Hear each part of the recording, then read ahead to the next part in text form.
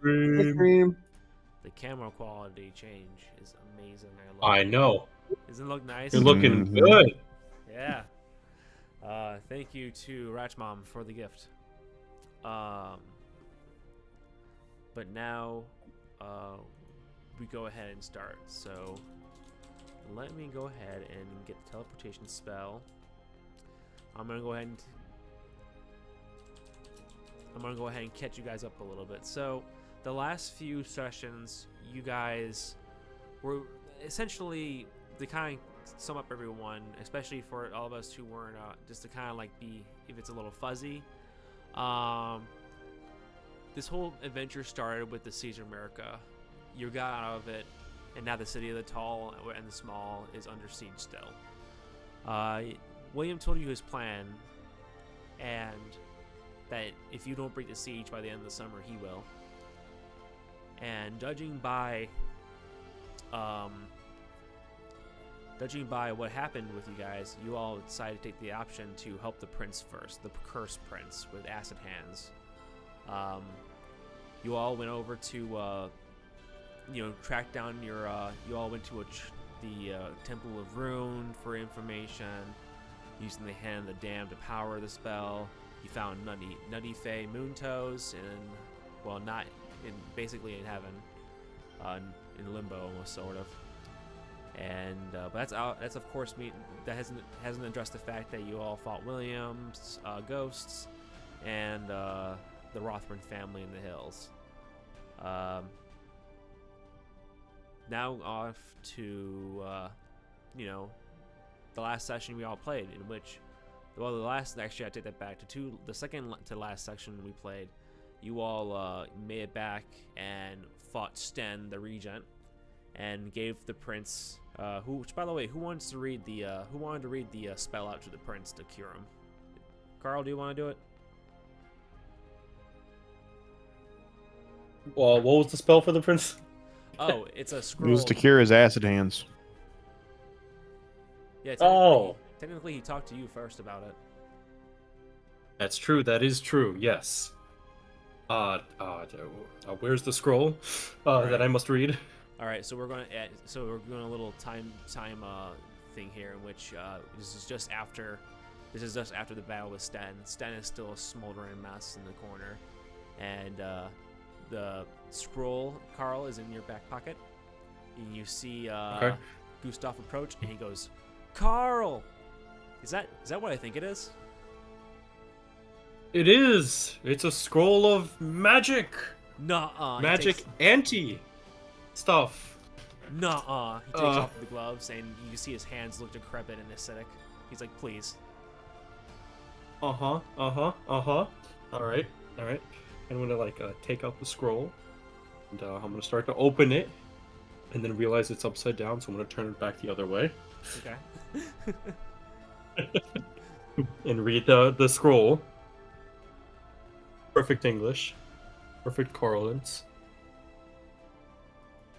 Okay. Magic. Do away. These acid hands. Let's go away.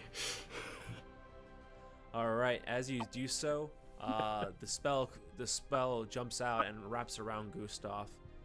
He floats in the air a little bit, and he goes, I don't, no, please, ground.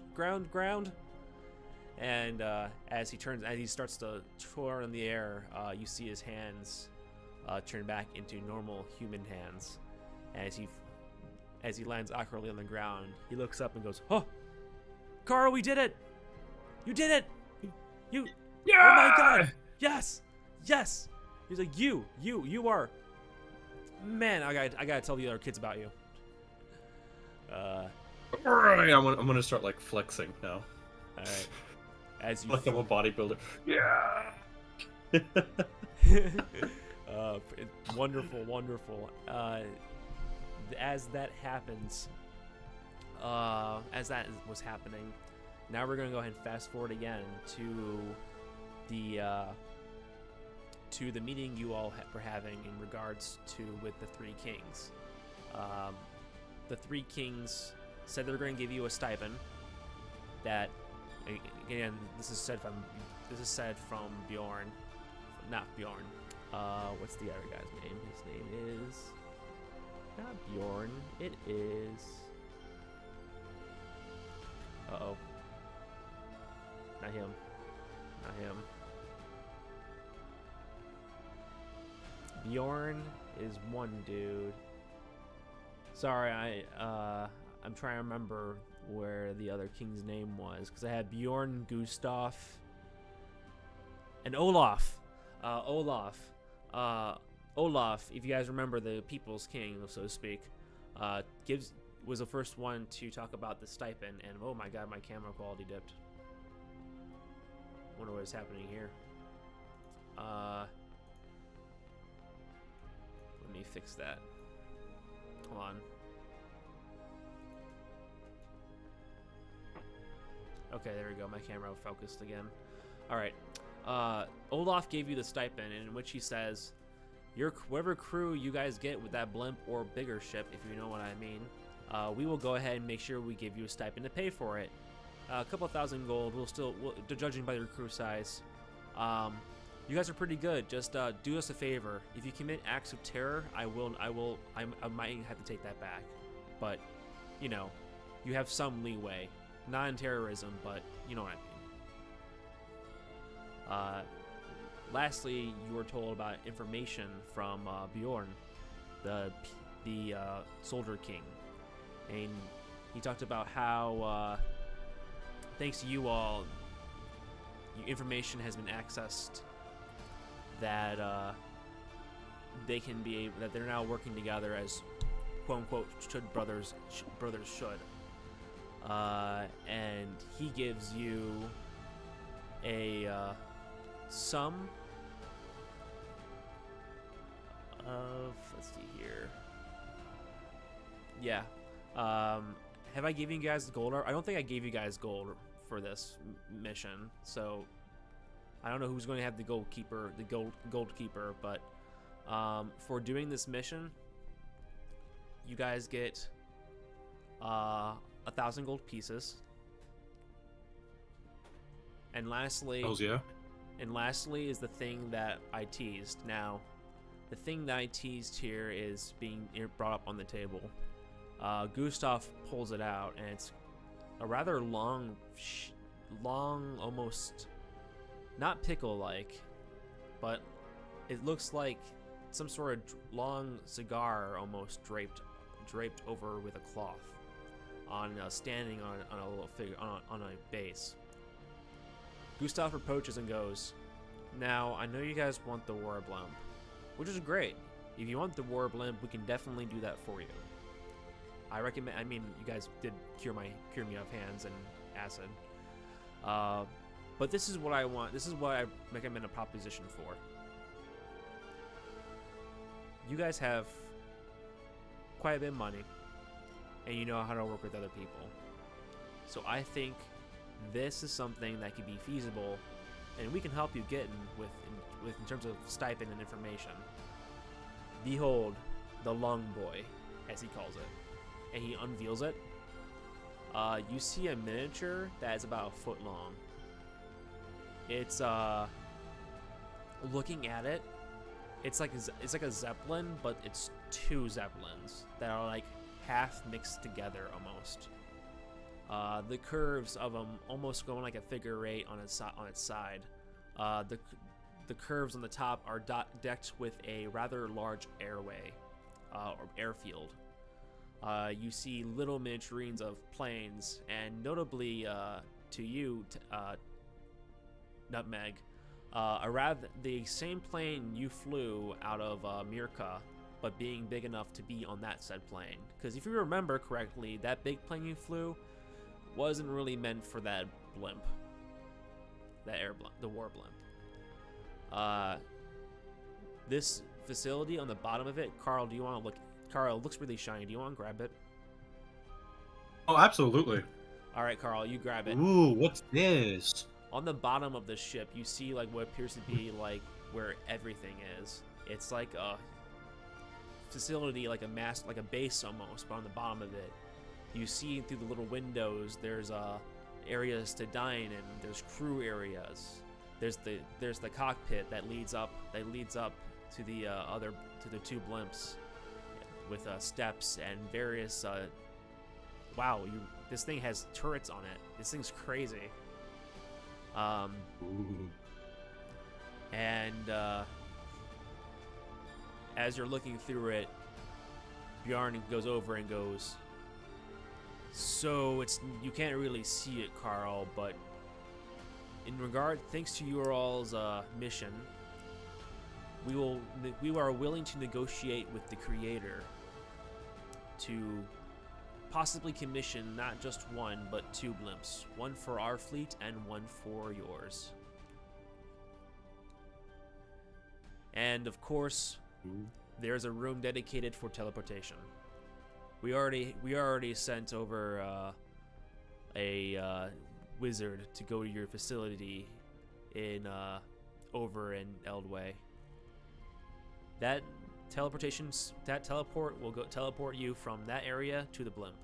So we'll help you get at least 2 teleportations up, maybe 3, determining what you do. Sound like a plan, guys? Yeah. Cool. As long as everyone else is down. All right. Very, very cool to me. Yeah. At this point, Peter talks, who's been in the room, and he goes, that is something that we can definitely talk about. Not gonna lie, a bomb-ass base in the sky sounds exactly what you guys are looking for, and what the Kenkus are looking for as well. Huh. You might be able to kill a few birds with one stone. Well, we'll talk about that, but first, Relix, we need to talk. And then we're skipping forward again to when Relix left the party. Leaving his way to Zhongwei in the east, Relix has left the party to learn and become a better sorcerer. This leads to where you all are. You were in the last you left off. You're in the luxury suites of an inn with several rooms, with a couple rooms and a large table. It's the morning after Relix left. Coffee is being brewed right now. Who's brewing? Who likes coffee and who's brewing it? Does anyone like coffee? Ivan will brew the coffee. All right, Ivan, as the coffee smells excellent. Definitely. No, better it than- smells similar to paint thinner. Ah, Are we having Irish coffee? No, Ivan just makes really terrible coffee. It has like taste of like vodka, but there's no vodka in it. that's awesome. It's his true talent. It is. All right. With that, as you're finishing pouring yourself a coffee and a cup of coffee, knocking on the door is heard, and enters in is Peter. He goes, excellent, a cup of coffee. He gets a cup and pours himself up and goes, personally, I like my stuff black enough to put some hair in my chest, if you know what I mean. And he takes a cup of your coffee. And he stares. And then he takes a big gulp and goes, this isn't gonna put hair on my chest. This is gonna turn me into a fucking bear. Good, I'm glad you like. It's wonderful, Ivan.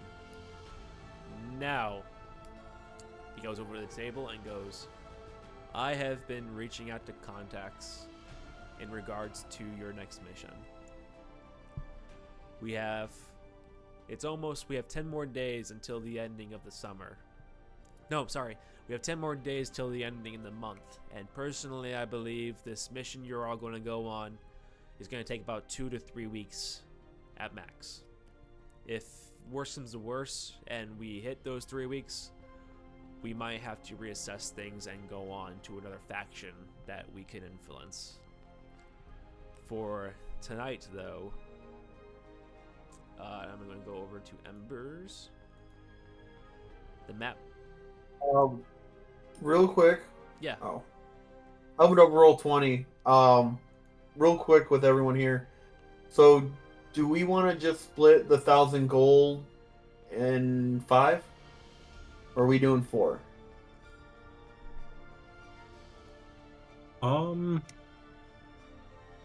We should give Relic some. That's why I'm He was- asking 4 or yeah. 5. Yeah. He was 4 Yeah, is I would- including relics.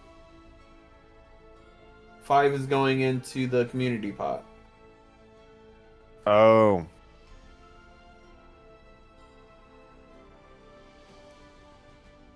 Hmm. Well, Because I would that say we means definitely that it's include Relic. 200 gold each. Or it's what, 250 if we do 4?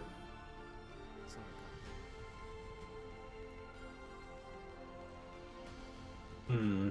Isn't there 5 of us? Well, there was 5, but I did see. Which, by the way, I did try seeing if my friend Bryce wanted to play, but he might be more interested in like a 3 session mini campaign than like a full campaign. You know. Well, no, but like there's the 3 of us. There's Relic left, so it's the 3 of us and Tricksta. yeah, Mhm. but I think we should give Tricksta or Relix like a split, right? Yeah. Yeah. No. Even though he left. Okay, that's fine. So Yeah. should we do 5 or 6 then? Are we putting any money into the community pool? We have a community pool. We do. We do. Uh-huh. We have a lot of money, but I don't know if Kyle checks it, so I don't know if I want to say how much is in there. Well, I'm gonna be completely honest. Ivan will just put his money in the community pool because he just mooches from everybody anyway. Okay. Yeah. How much is in that community pool, by the way? Do we tell him? Oh, come on. I don't know. How do I look at your community? He can look at like On D&D we have Beyond? we have just over 6,000 gold in it. Just over 6,000. Yeah. Yeah, we're pretty much broke. Where's your Oh, that's right. I find the shit out of you guys. Yeah. Don't I look at you guys? Who has the community pod? Is it in D&D Beyond? Yeah, it's in safe house because technically it's in our safe house. Okay. Is that under your name then? It's under our gold. Oh, Yeah, it's under my stuff under our gold. Okay. Let's see here. Forgot we put tentacles in there. Inventory. Adamantite, staff, backpack. Oh shit, you guys have a lot, shit. Oh yeah, I forgot. I also hold the bag of holding. Yeah. So Ivan, if you're putting your money in the pool, how much do you have? I have 250 gold somehow. Okay. you were given 250 from Peter for going into the Feywild. It's your mercenaries pay, basically. I am having trouble finding. Go under bag of holding. It's under safe house. Safe house, okay.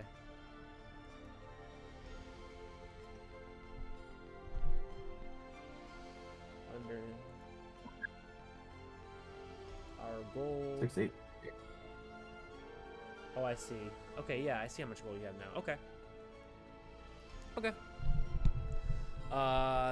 That works out.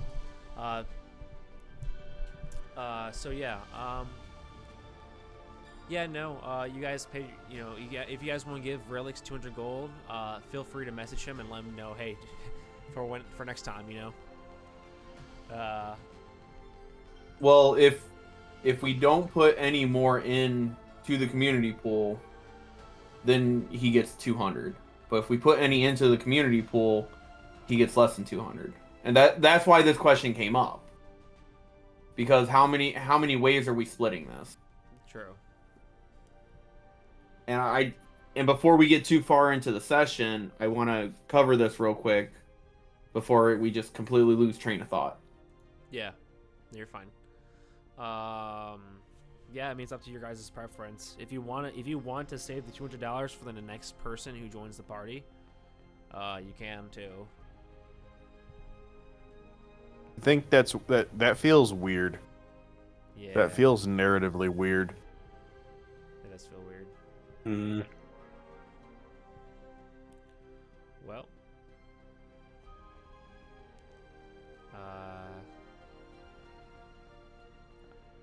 I will let you guys talk about it then on our next one, on our 10-minute break, if that's all right. Okay. Sounds good. Back to the session at hand. So, Pierce sits down and goes, so, the realm in the sky, as I go under my handy-dandy downloads, and look at the map here. So, Lizheim. Lizheim is the realm in the sky. Long, long ago, before the giants and dragons and the extraterrestrials fought, cloud giants were able to make the Sky Islands, and enhance them with so much magic they flew into the sky. It has been I didn't mean to get rid of that.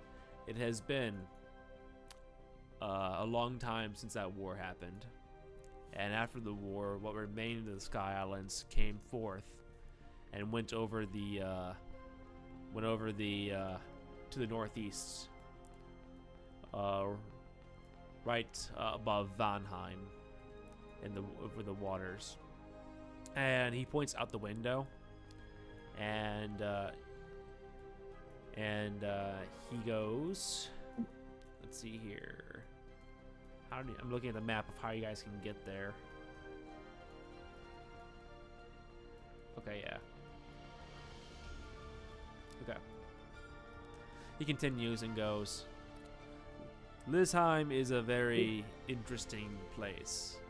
The islands have since conglomerated around one continent, almost like that in the sky.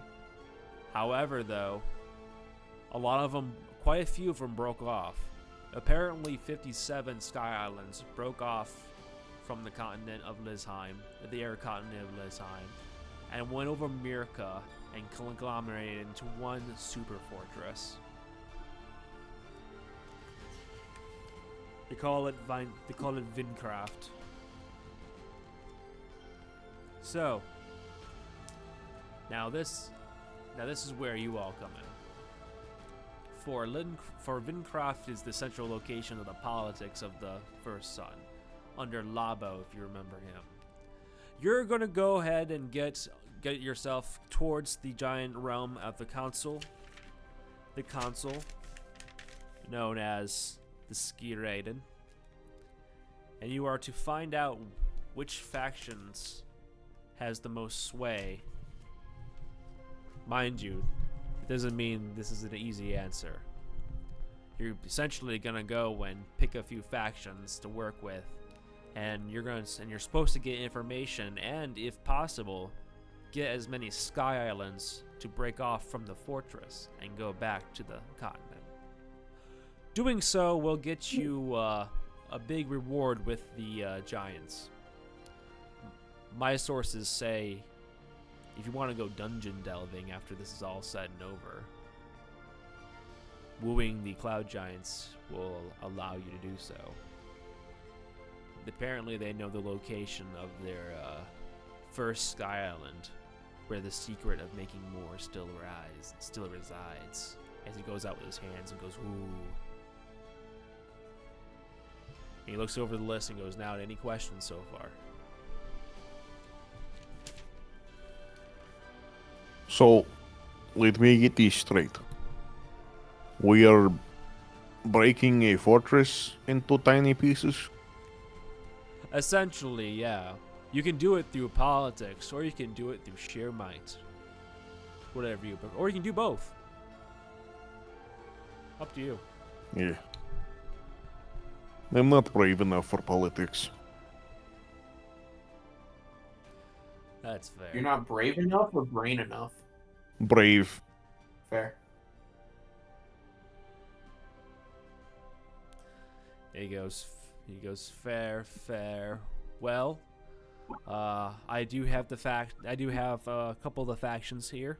These are the biggest factions. There's smaller factions, but they really don't have much sway. Now, he goes over the list, and he goes, here they are. I don't know if you all want to follow this, but here we go. He puts down a pencil and paper and writes it down. The first words he writes are embraced wins. Can you say that again? Embraced wins. If you want to write it down and post it in the Embers afterwards, go right ahead. I was going to do that, but I can't talk and write at the same time.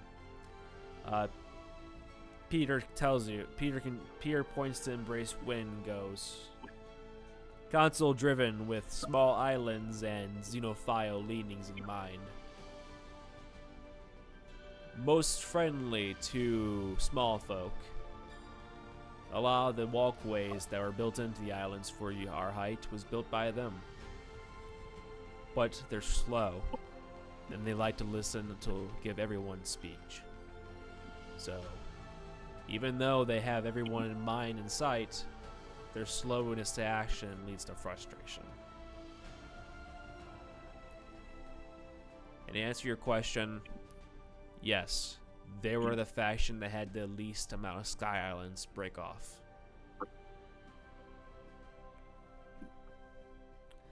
And he continues and goes, the next one is the Seared Sun. They're authoritarian and, don't like small folk.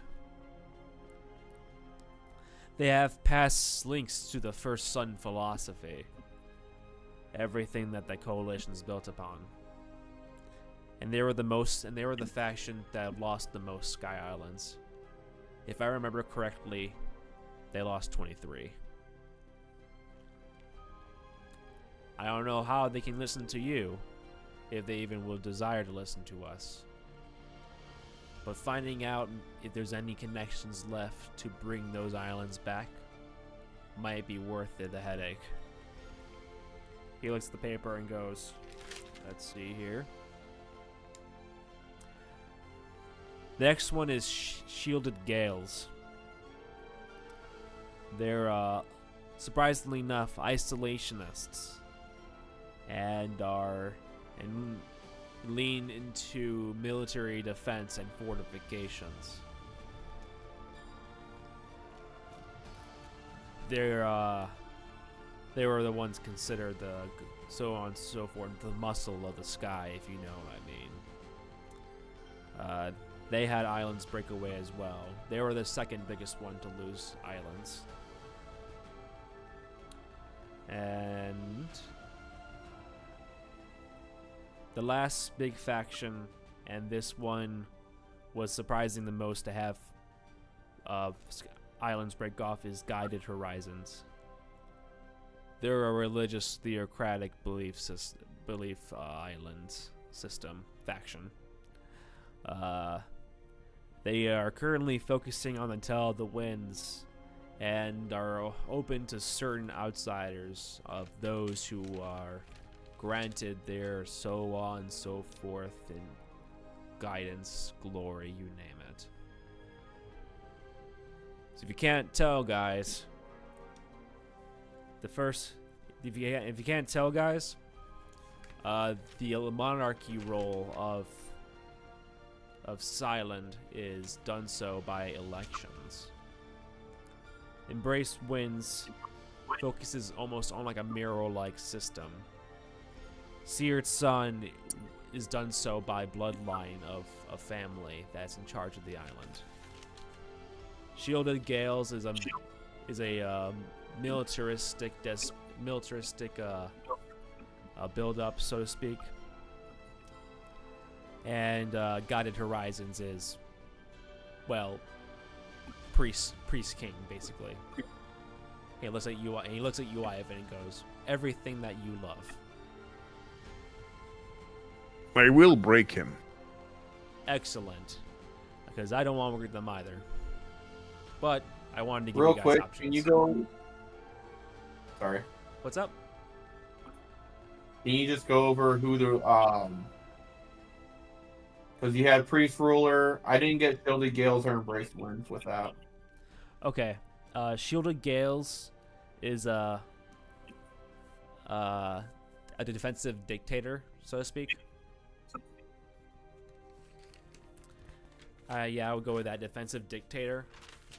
And Seared Sun is a bloodline monarchy through military assertion.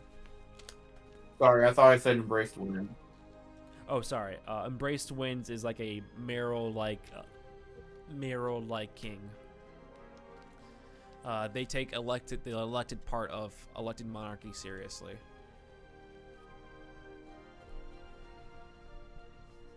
Okay. Okay. All right. Topped vendor. I'm gonna put this down. Topped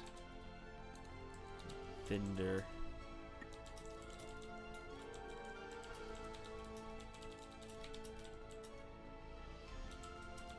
All right. All right. So, let's see here. Peter looks over the mat. Peter looks over the steps and goes, "So, first step is to get access. We can most likely take a ship, and that takes us over to the northeastern part of Mana Hill. Or, if you give me a day, I might be able to hail a sky taxi. If you prefer that, if you don't want to sail. But as you get up there, and guys, and I really do mean this, if you really wish to take your time, have a day or two of travel when you get up there. Don't wait too long not to speak to the council. But overall, our goal is simple. Break away whatever islands we can, undermine Labo, and bring down the biggest thing that's keeping us from keeping the kingdoms from flying in supplies, and that is the fortress of the island. And of course, after that, we go on to the next target. Which makes me ask you guys, after the Sky Islands, which giant kingdom would you like to go to? He looks at the map and goes, y'all could go towards Brondheim with the fire giants. In which, in that case, I recommend going through the dwarfish kingdom of Baldur Lador and going through the connected halls that lead between the two kingdoms. There's also the frost giants if you want some little coldness. Then you have the hill giants, which seem to be the easiest to control. And then you have the storm giants in Vanheim. But there I'm still working on. They might be the last kingdom if you guys go to that. So, what do you all want? Frost giants? Fire giants? Hill giants? Oh yeah, stone giants? Which kingdom suits your needs? But if you want... I've always been good friends with the dwarves. Baldur Lodor would be an excellent place to go. For not only will you be able to do a little bit of fire giant stuff, get to... Well, everyone wants to release their inner dwarf at some point, and Baldur Lodor is a place to do it. And helping out the dwarves against the fire giants, especially against the coalition of the First Sun, will give you a lot of leeway with them.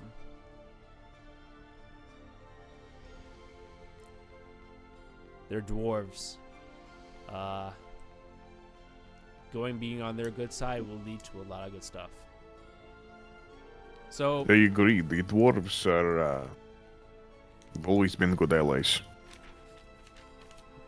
they have always been good allies. Just ask the kings.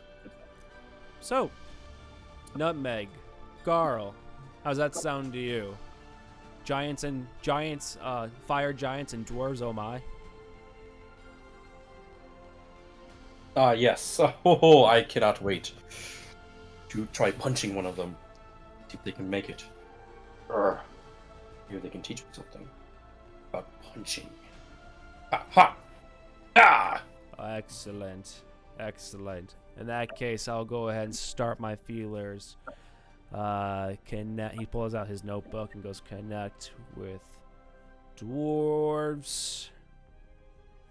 Diggy hole. Don't ask what that means. And of course, that's where we're at. Okay. Air Zeppelin Master Crafter. I can definitely do this. I can definitely get this out for you guys. All right, perfect. So, what do y'all want to do? Y'all want to take a boat and go towards the nearest mountain where we can go towards the Sky Islands, or do you want me to try and wave one down?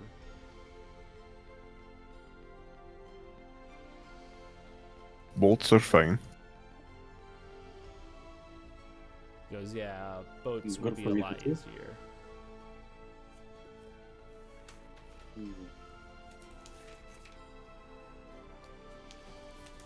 All right. Is everyone feeling? Floating island sounds fun. Say again. Floating island sounds fun. Okay. So floating island, boat, Nutmeg, you're the tiebreaker.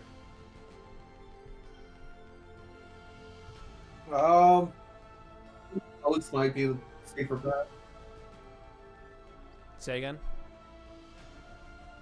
I think boats might be the safer bet. Okay.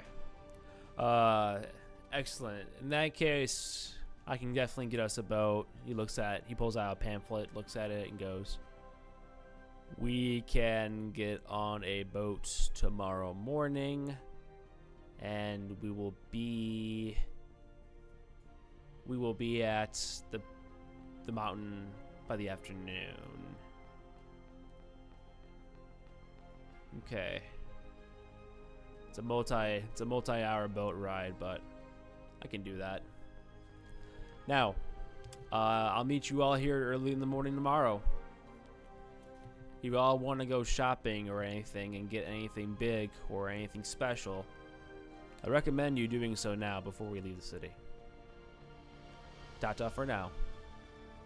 And Peter leaves. So guys, you have a day free before you start your journey. There's a few options in front of you. You could do something. You can go buy stuff. You can enjoy the city. Or you can do what is perfectly okay too, and that is doing nothing and hanging out and eating food.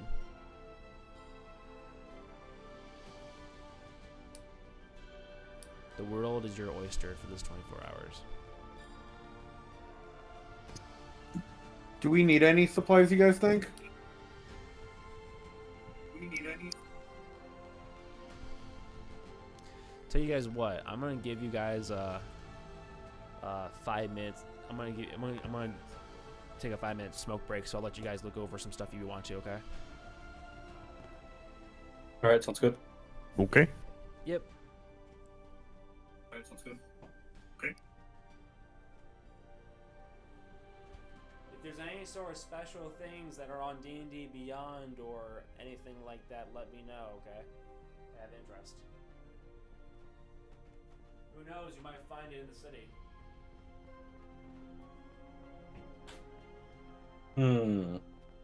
Hey, can you guys just... So I'm gonna mute, or I'm gonna deafen myself. I want to double check something, because I think he's backfeeding on Twitch. Think so? All Yeah. right. I am saying things in words. Is there backfeeding? Oh no. Mamma mia. This is spicy meatball. I didn't know your character was also Italian. My character is many things. Okay, so I wasn't really getting it. So he's just backfeeding on Discord. Yeah, I thought I heard it before. I didn't mute or deafen myself either. Yeah, I don't know. He's backfeeding real bad on Discord.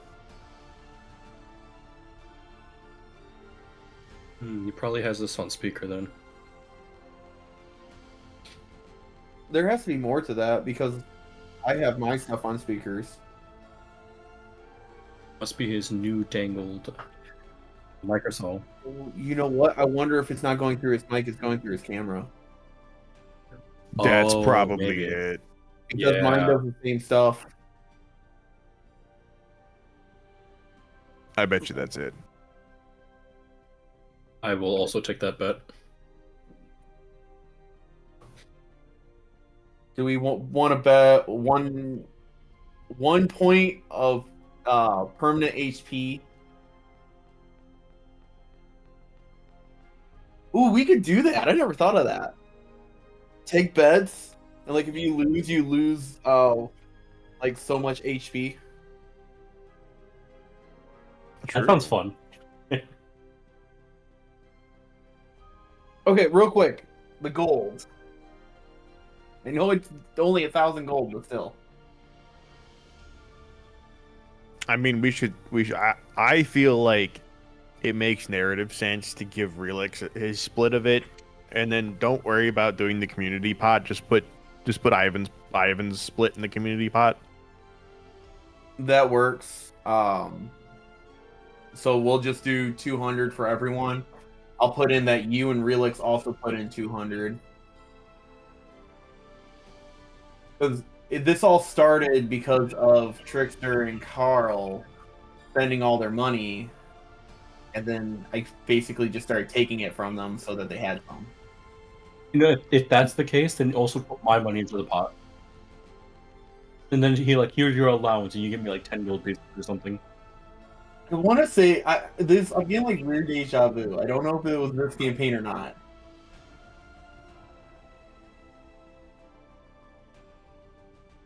Not gonna lie, I didn't really understand what you just said. His back feet's so bad. I know. Ugh. I actually just muted him till he comes back. You know, that's a good idea. Oh, you know what? Yep. Ah, much better. Four.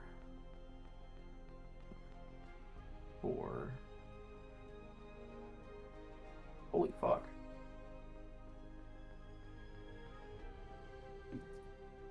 So, and technically, you're getting an additional 250 from me, so it would be 450 from me into the community. Yeah, I already put yours in and adjusted accordingly. Okay, cool.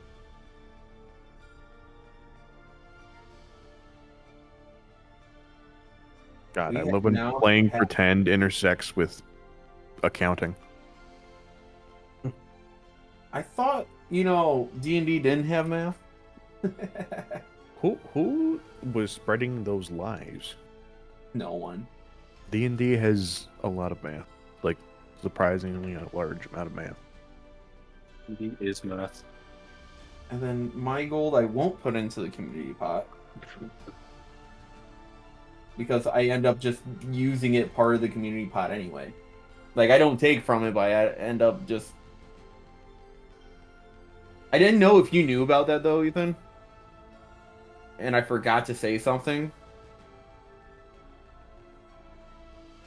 But we have a good amount now. Yeah, I know. I know you guys have mentioned you guys have a lot of money in the past.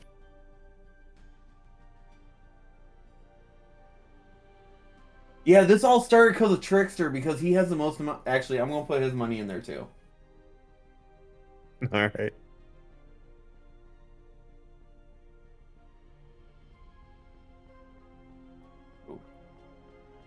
Okay. Because he has the most amount of money. He's put almost 3,000 gold in it. Now. I am back. Okay. So, Kyle. anything you guys need or doing, or There was an echo on One my thing end. Okay. for you. Yeah, there's an echo. We're pretty sure it's because Discord picked up your camera and he's using that as a mic. Oh, hold on. He turned his mic back on. Let me see if it's coming through Twitch. Let me see if it's coming through Twitch. Yeah, let me. Things and stuff. Oh, I see now. Yep. Okay. Things Is mine stuff. sound better now that I'm using the other microphone? Because I think it was on default and it was using the camera. Oh wait, what? Yeah, the echo is gone. Okay, perfect. Yeah, So it was my it's camera. better on Twitch now because it was bad on Twitch too. Gotcha. Okay, it was in that case it was just the camera. Got it. I didn't even think it had a camera. No, a camera. It's a microphone. Anywho. Yeah, they usually put mics in them for some weird reason. Gotcha. Well, I mean, it works if like mine. It's just meant for like you got to use it for Zoom or shit. Yeah. And I mean, it's nice for if you don't have stuff, Mm-hmm. Yeah. but they're usually low quality, and then it interferes with everything else, and it's just, yeah. But anyway, we're good now. All right. Yes. So do you guys need anything to purchase or any special item you are looking into?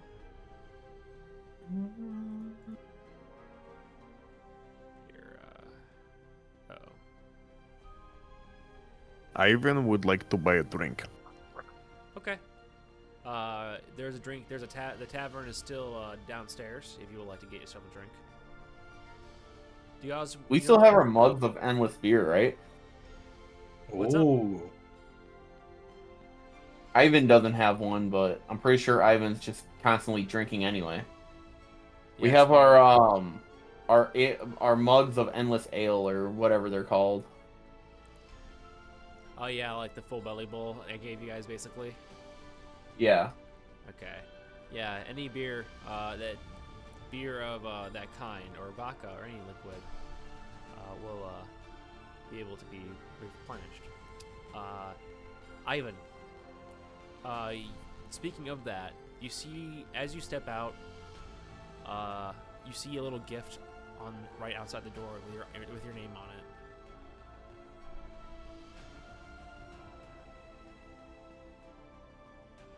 The real question is, how paranoid is Ivan? That is a real question. That's a scary question. How big is the package? It's like 6 inches by 6 inches. No, probably like a foot by foot. Not really big.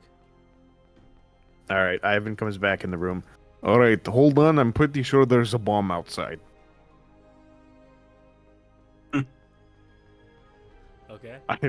Ivan is going to step out into the hallway and attempt to disarm what he thinks is a bomb. Okay. Roll investigation. Will that be investigation? Oh, I clicked the wrong button. Investigation. Yeah, ignore that. That was the wrong roll. Okay. That's 9. All right, with a 9, Ivan.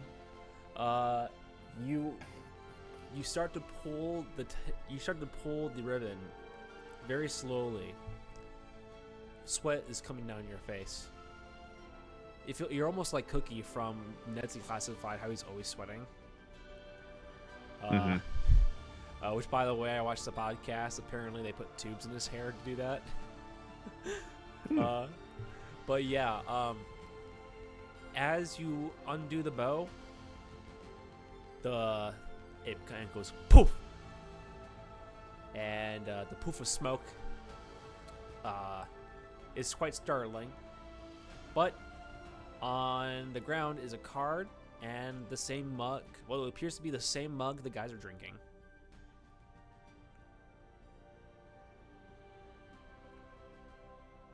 Yeah, I mean, after the thing poofed, Ivan immediately threw it across the hallway.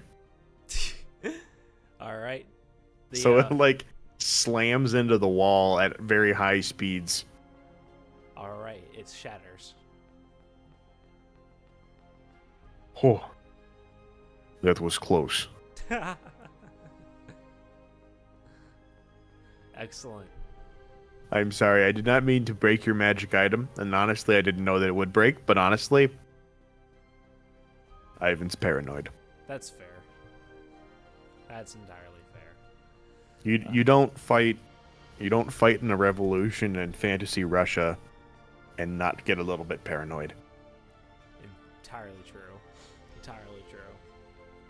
Yeah. Ivan's gonna kind of go over and poke through the remains of the package.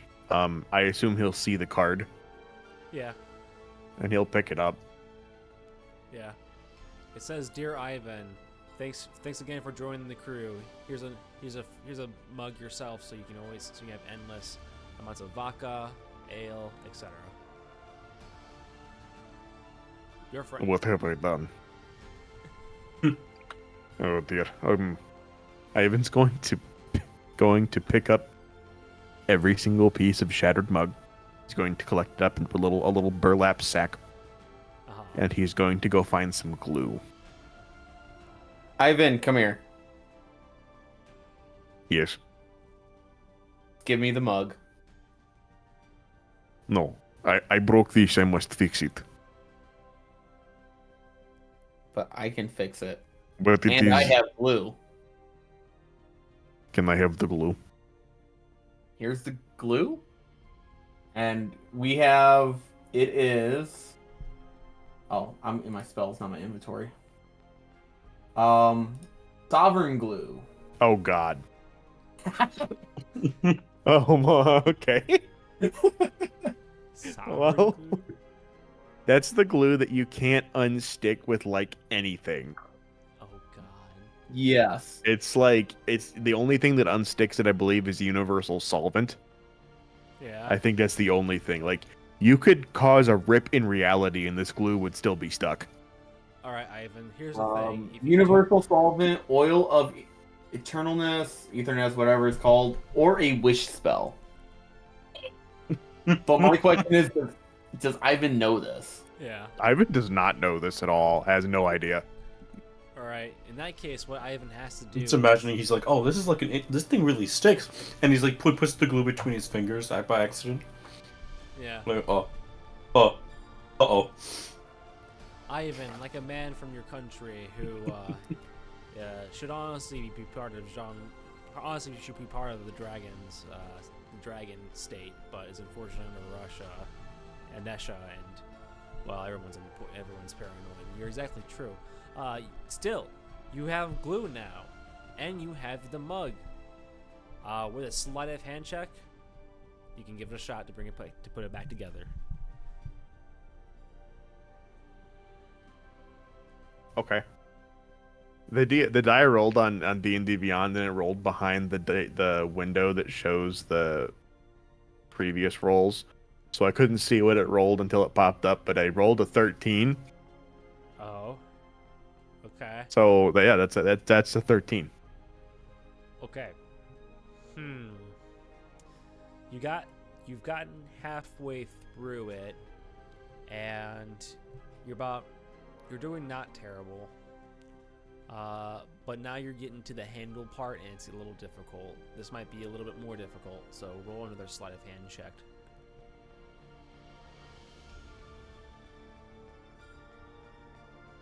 Oh, that's worse. That's a 9. Okay.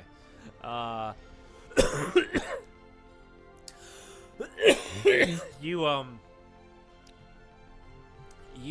try and put the handle on it, and for a minute there you thought you had it, but now the handle is now glued to your right palm. Oh no! Oh no!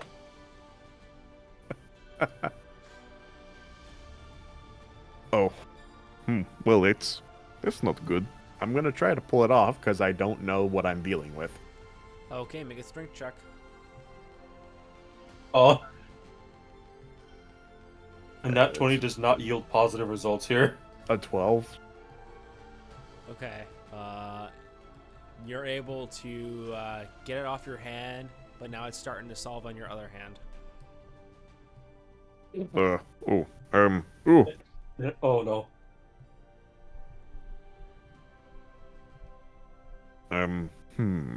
So, this glue is sticking to me. It is very sticky. I'm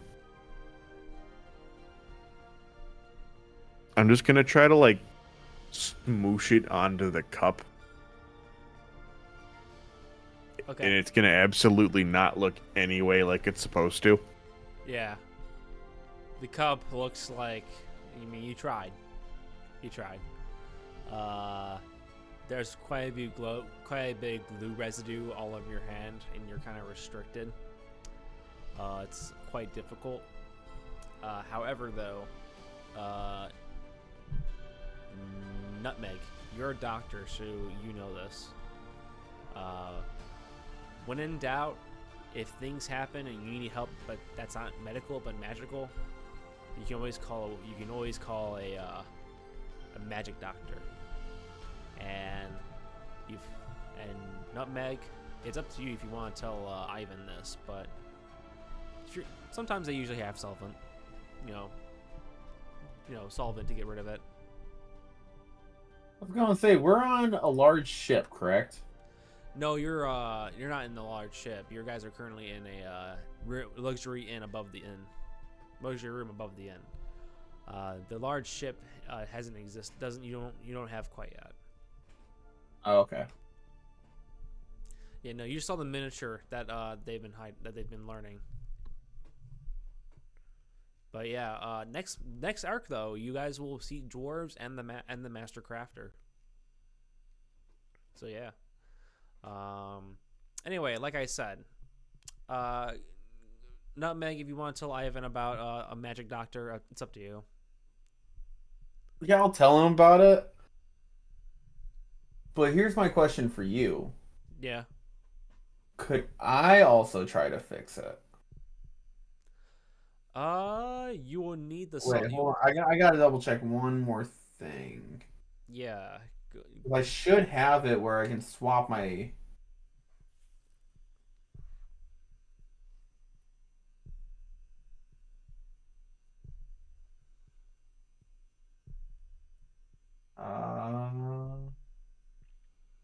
I thought I could become proficient within an hour. Hmm.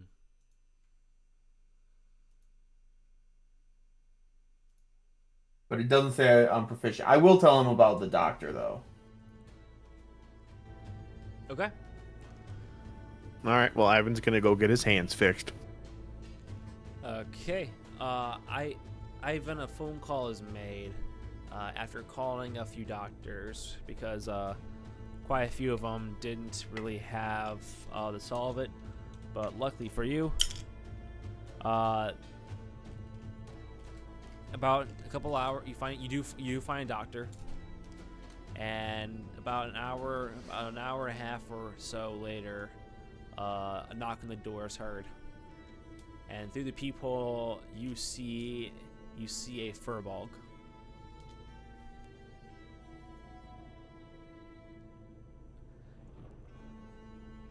He appears to be wearing regular clothing.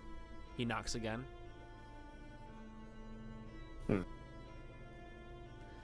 Yes. I will try to open the door without using my hand. Okay. It takes you a few times, but you use your knee. And as the door opens, you see the furbolg, and you see him put down his backpack and goes, "Well, there, I see that it is true you have the solvent. Well, I got the stuff to help you. Let's take a seat over here, please. What's your name, sir? Ivan, was it?" Yes, this is most embarrassing. "It's okay, Ivan. It happens to the best of us sometimes. myself included. And he pulls up his arm, and you see a little area that looks like newer skin is formed. He looks at you and goes, "My hand was stuck, and then I ripped off a little bit more than I wanted to rip off. Lucky for you, you don't gotta do that." And he goes ahead and grabs your hands and pulls out a solvent, the liquid. It's almost like it's almost like hand sanitizer feeling, you know. But after about a few minutes of rubbing it, though, the glue is gone.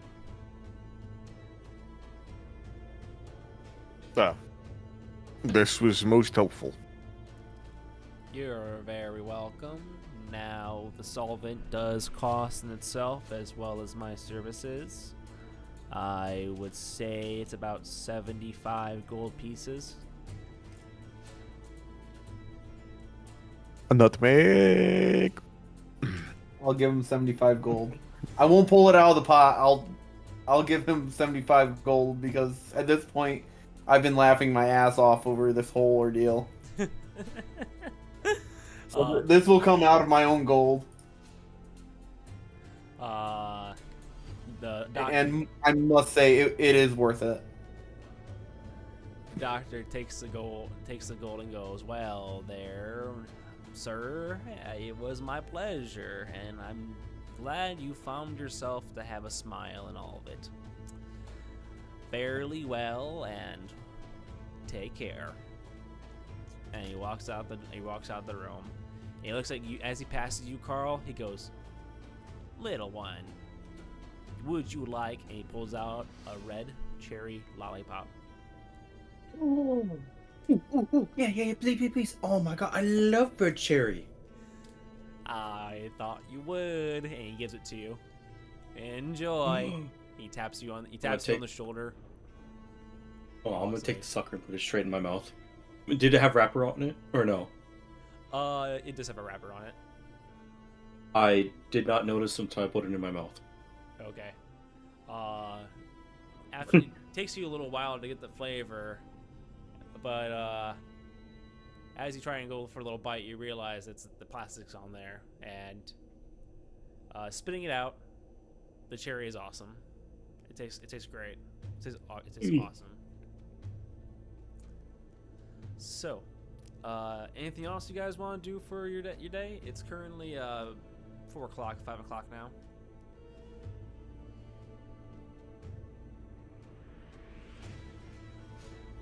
Okay. Is Ivan's cup fixed? It wasn't put together correctly. If I use a mending spell, will it fix it? Before the solvent glue, maybe? Okay. But the sovereign glue is sovereign glue. Oh well. Well. It's okay. Anyway, it's all right. Maybe another one will happen across the story. But that being said, if anyone wants to see the account for food tonight,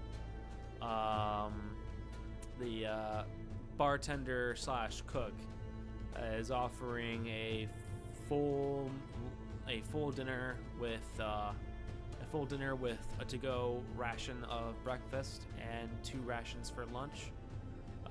Deal combo tonight with a buy-in of 2 gold pieces.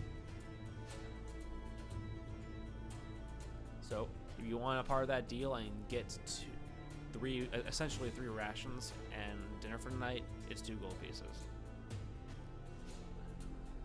The next day comes, and it is quite early in the morning when Peter shows up.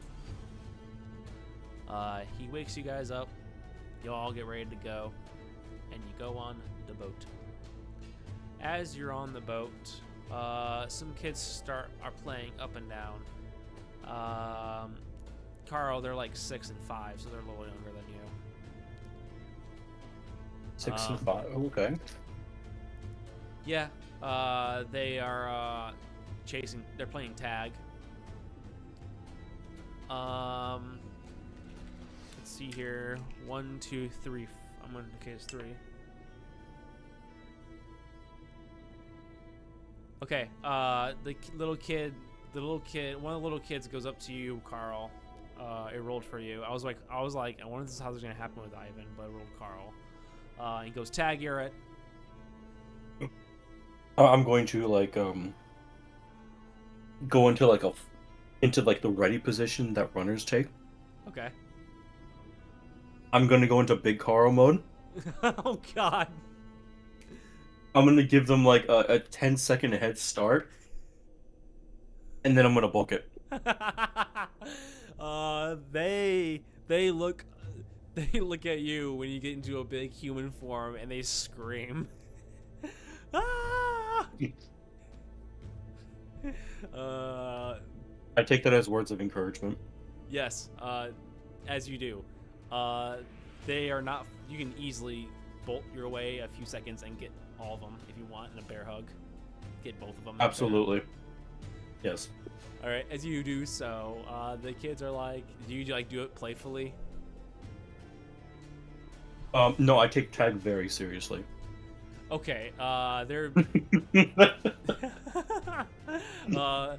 they're being squeezed and they're like in your chest packs and you hear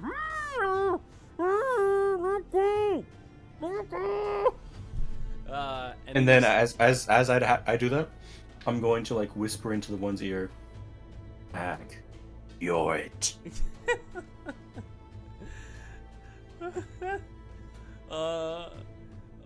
So there's a few adults looking at you. None of them is approaching you though.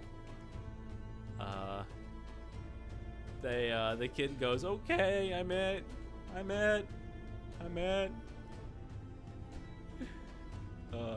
Carl, do you put them down now?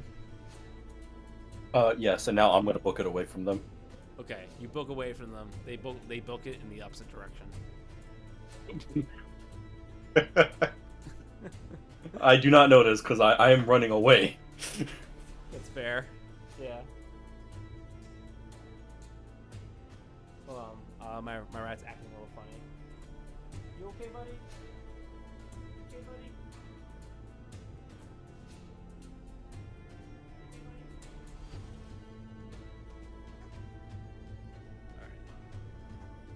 All right, cool. So, let me go ahead and pull out the map. All right. Aside from the tagging incident, nothing has really occurred on the boat. It was really early in the morning when you guys left. It took a cup and a half of Ivan's special coffee to make sure you guys wake up. As you guys are going up the boat, going down around the boat, you guys see one of the towers in the northeast of Monahill, and next to that tower, over through a stretch of woods, is a large mountain that leads what appears to be up to a fog on the top of the mountain. It's hard to make out, but as the boat approaches, it stops by the tower, and a few people are. You see a few people are getting off the boat and heading towards the mountain. Do you guys head towards the mountain? Is the mountain where we're supposed to go? Sorry. Yes. Peter points and goes, "That there cloud will take you to Lysheim."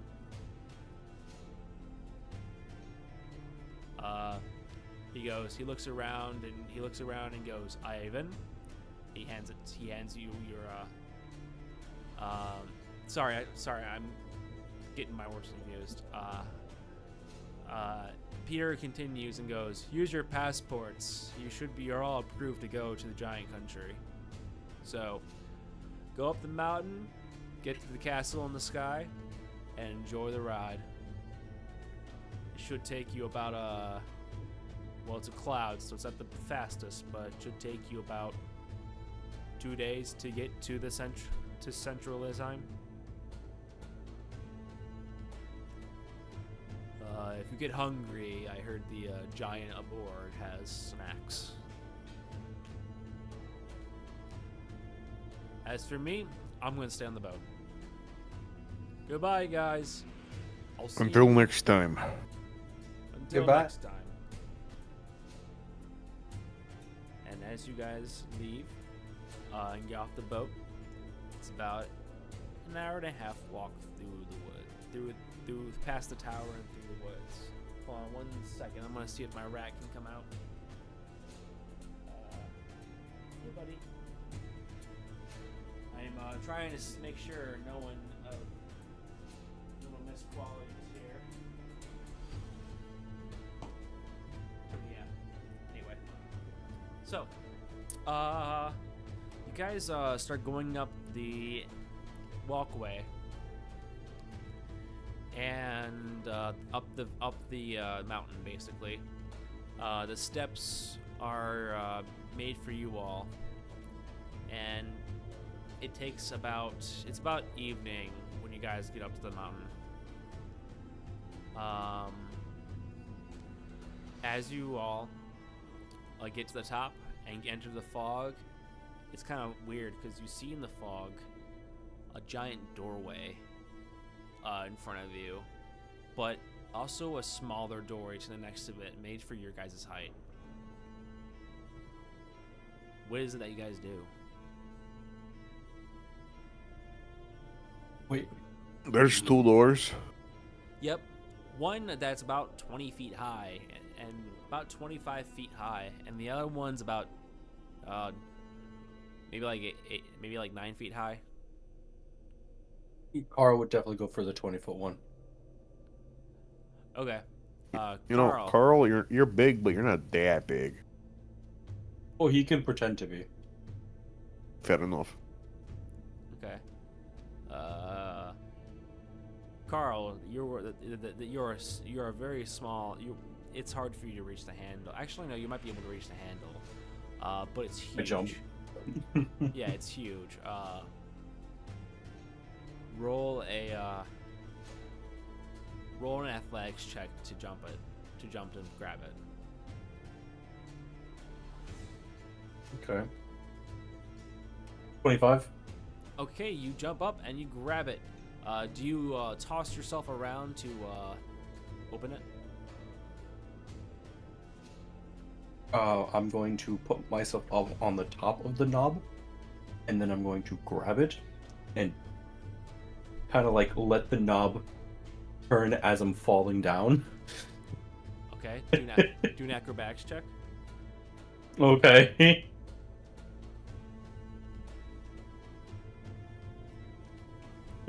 The knob is very slippery. Okay. I got an 8. Okay. Carl, you try. It's very slippery, and you fall on the ground. I would like to try again. I don't think I got a good grip that last time. Okay. As you roll another athletics check.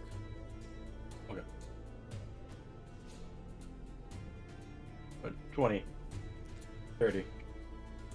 A 30.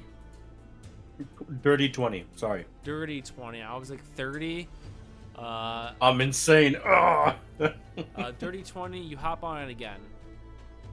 Okay. And make a dexterity saving throw. Oh no. I have advantage on these. Oh. 21. Oh, good lord. That was Alright. close. As you get on top of the door handle, the handle, you feel a sudden turn of it, and you're able to catch yourself and fall on the ground and land on your feet.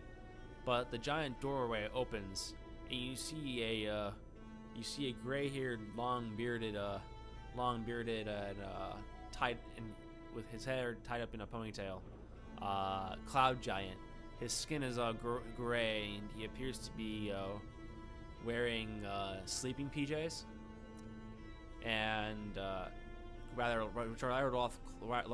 long cloths, and in his hand he has a giant candle wax candle with being lit.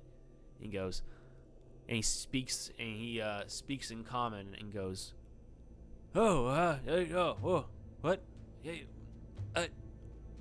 He looks at you, Carl, and goes, Are you seriously trying to use the door? My door? I mean, isn't that what doors are for? To be used?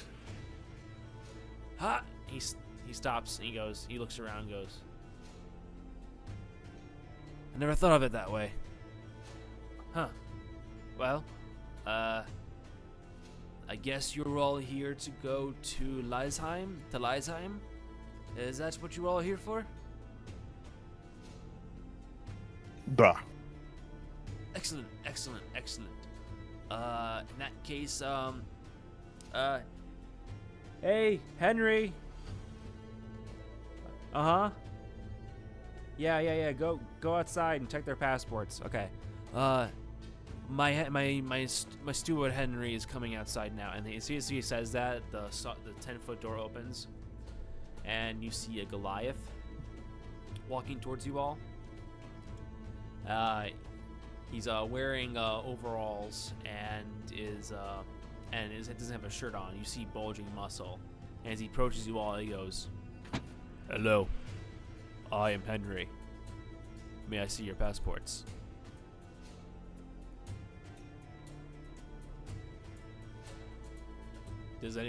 Everyone shows their passports, I'm assuming? Yeah. Okay. Yeah.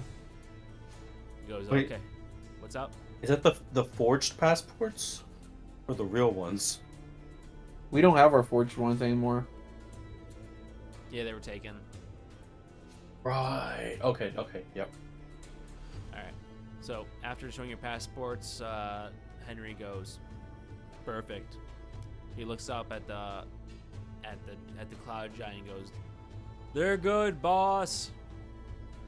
And he goes, oh, okay, perfect. Henry, thank you. You can go back to dinner. Sorry to bothering you. He looks at you all and goes, well, if you are on your way to Leisheim, I can take you, but the journey is quite expensive. If due to me using the magic to go, it's gonna have to be about 50 gold pieces each.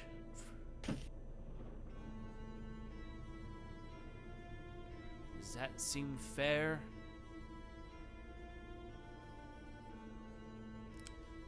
And Yes. Yes. Good. And by this point, you see the few of the people on the boat have already shown their pass to Henry and are walking in, giving him the 50 gold. These people look to be people well off, if not at least moderate class.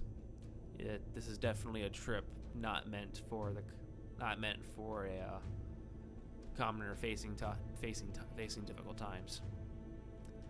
But as you guys give your gold, the giant opens his doorway a little bit more, and he goes, well, I'm going to do the spell and go to sleep, and I'll only be awakened if anything bad happens, which hopefully nothing should. Clear skies tonight. There shouldn't be any issue with the wind. Yes. Leisheim appears to be well.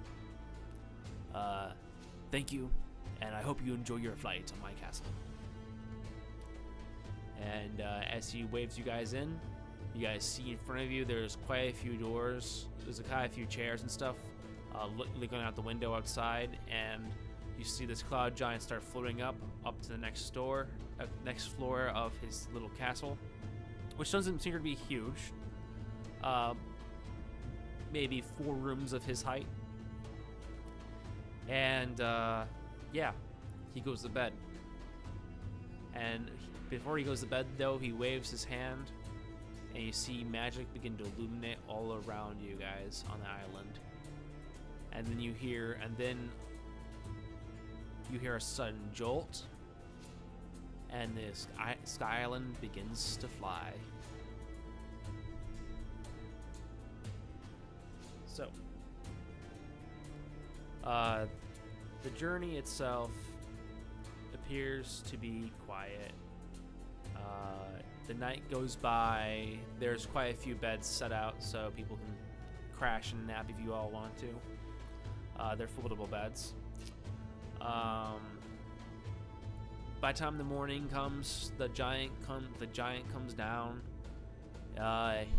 He goes ahead and, holding what appears to be a spoon, he made eggs.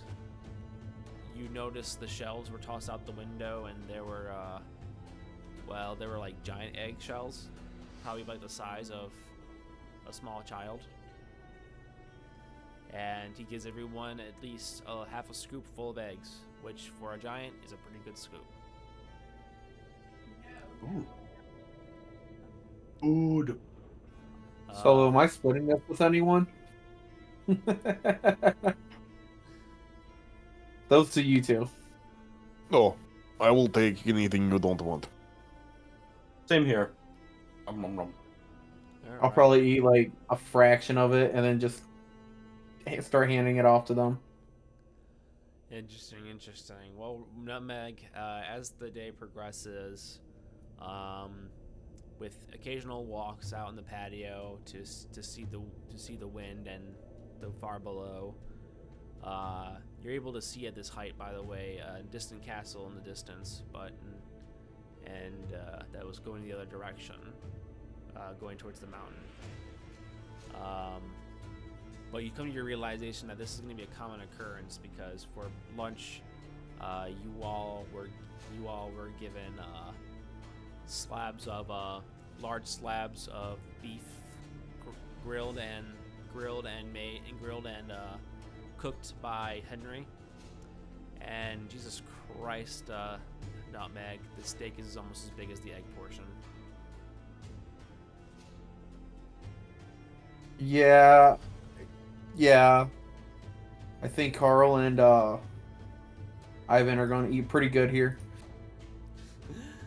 I can finally be almost full from this food. All right. Dinner rolls around, and dinner is surprisingly enough dinner sandwiches, made by Henry, with plenty of potatoes and double the portions. Henry speaks to Nutmeg. He looks at you, Nutmeg, and goes, "Look, we're on a giant castle. It's being driven by a giant cloud giant. I have to do large portions. That's part of what I do." And as at this point, he gives you 3 sandwiches. I'm going to look at him and go, I'm not complaining. They're definitely not complaining. It's very true. It's very true. He looks at you, Carl, and he goes, "Here, have an orange juice, kid."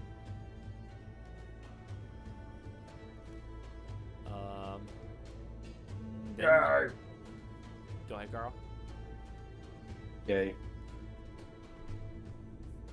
Cool. I was happy. Cool. All right. Now, here we are at it. You guys, another day goes by, and you guys, it's about noon or so when it appears before you. You hear you hear the wind and such. But as you guys go out in the patio, you see before yourself a continent in the sky. You see beautiful buildings, created with their own designs and uniqueness per island. You see one island. You see one subsection. It appears to be made of fortresses and such. The other is made of many small islands gathered into one large one.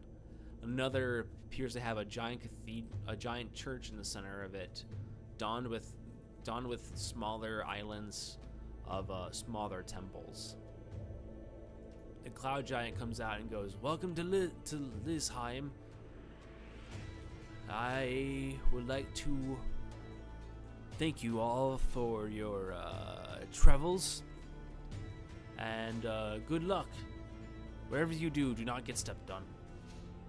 And the doors open, and as people walk out, you guys see there's the giant regular walkway where you see giants walking towards and around. And you also see a human-like walkway on the sides, almost like bike lanes. Small folk lanes, I guess you could say. Wait, so they're bike lanes for like giants? Sorry, I'm using bike lanes as a way to say they're like specific areas for small folk to walk. Yeah, but so they'd be about the size of a bike lane for a giant, but they're like a standard road for us. Yeah. Okay. Yeah.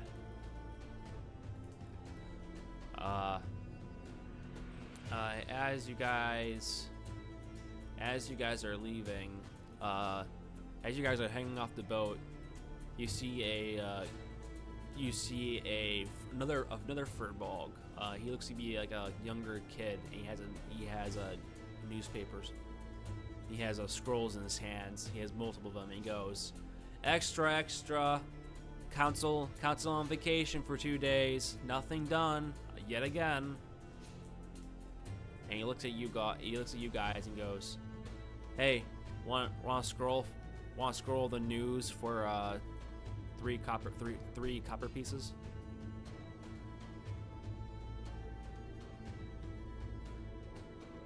No. Okay. To be fair, I did just tell out the news. So, okay. Extra. Yeah, you gave us a good gist of what's happening. We're good. Thank you. It's like watching a trailer of a movie and knowing everything that's about to happen in that movie just from the trailer and not needing to see the movie anymore. Yeah. It's the exact same feeling right there. That is the exact same feeling. It's pretty accurate. That's great. Oh man. Okay. So the council is closed for 2 days. Now it appears to be 1 day at this point. Scratch that. 2 days. It's closed for 2 days, and you have 2 days to kill. Well, basically. At this time, with those who have a passive perception of 14. Oh yeah. Okay. As you guys are walking away from the kid, you see a group of 3 men.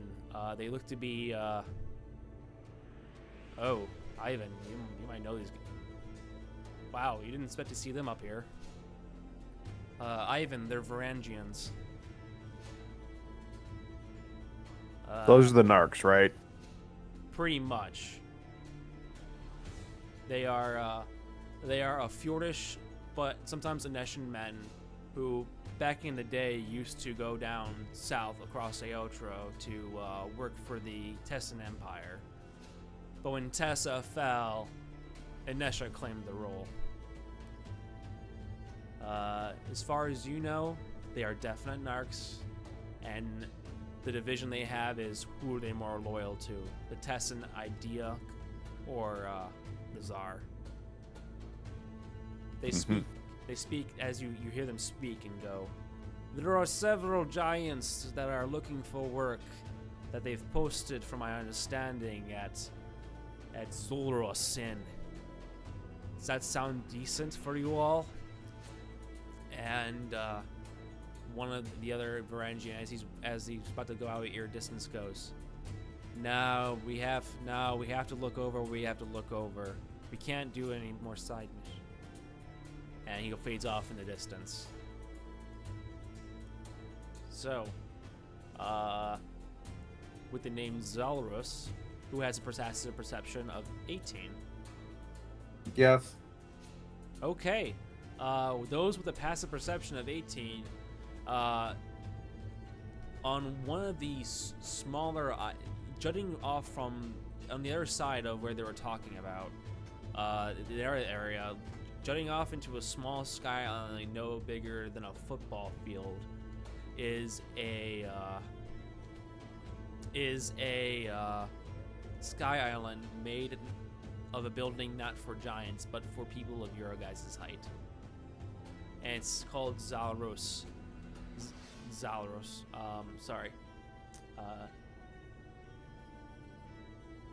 Zalros is too hard to say. I'm just gonna call him Kreelog. It's called Kreelog's Small Folks Inn.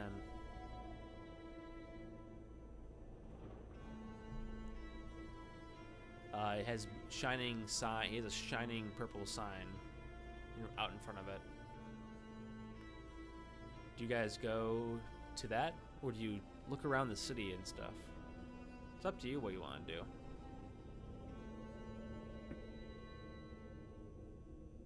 So, Kyle, Yes. I'm gonna ask you.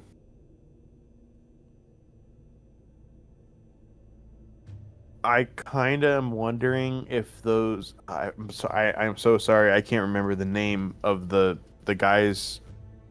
It started with a V. You just said it. Oh, The guys that the Varangians, yes.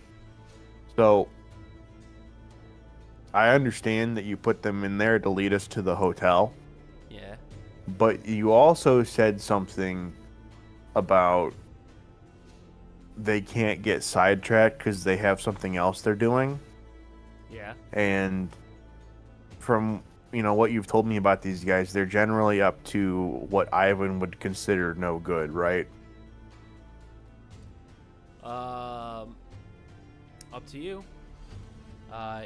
Considering your history with them, you don't online with them.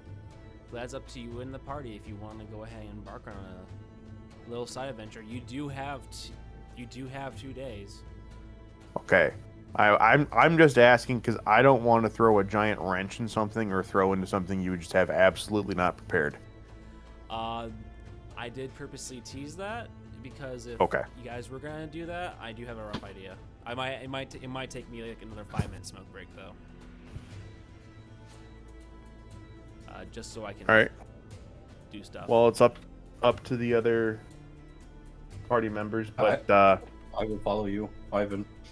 I was gonna say, if Ivan has a plan worked out or has a goal, that might be best. Ivan doesn't have a plan. Ivan just has beef. I mean, that is a plan to Ivan. True. Carl likes beef. Okay. Do you have the beef? All right. So, all right, and that's the case. All right. I might. Yeah, let's do a 5-minute break here so I can write this out really quick. Okay. Okay. I'll go get some water while we're doing. Water. Water.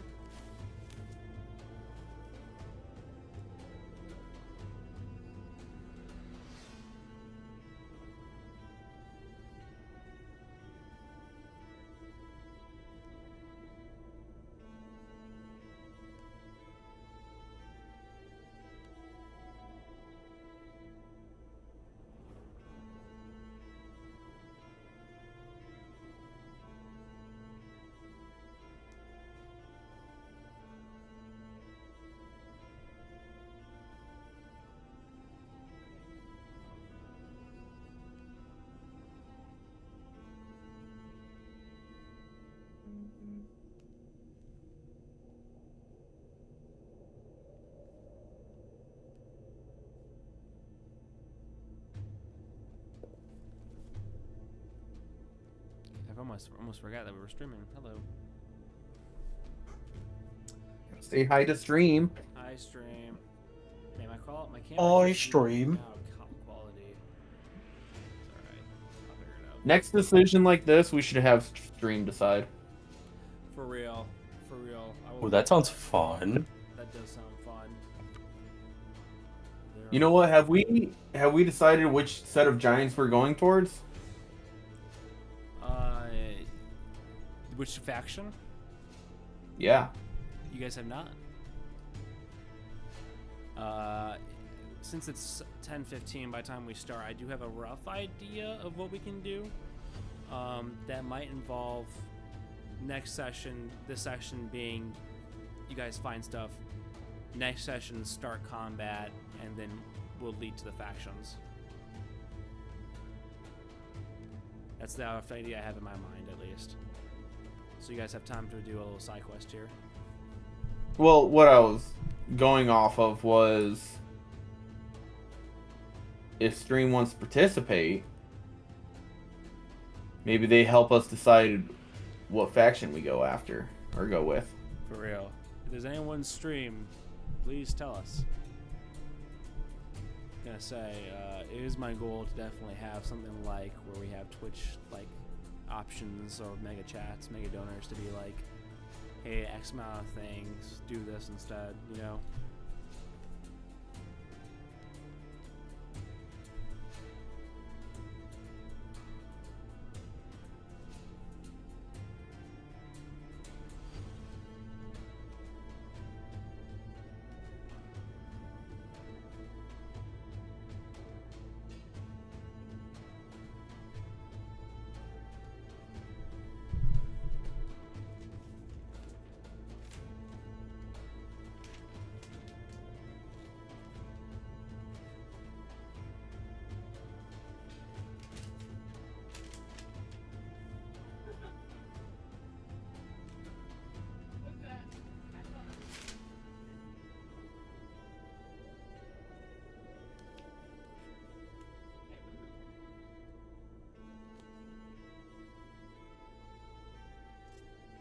I'm back and slightly more hydrated. Welcome back, welcome back. Alright. I am planning this out now. Okay.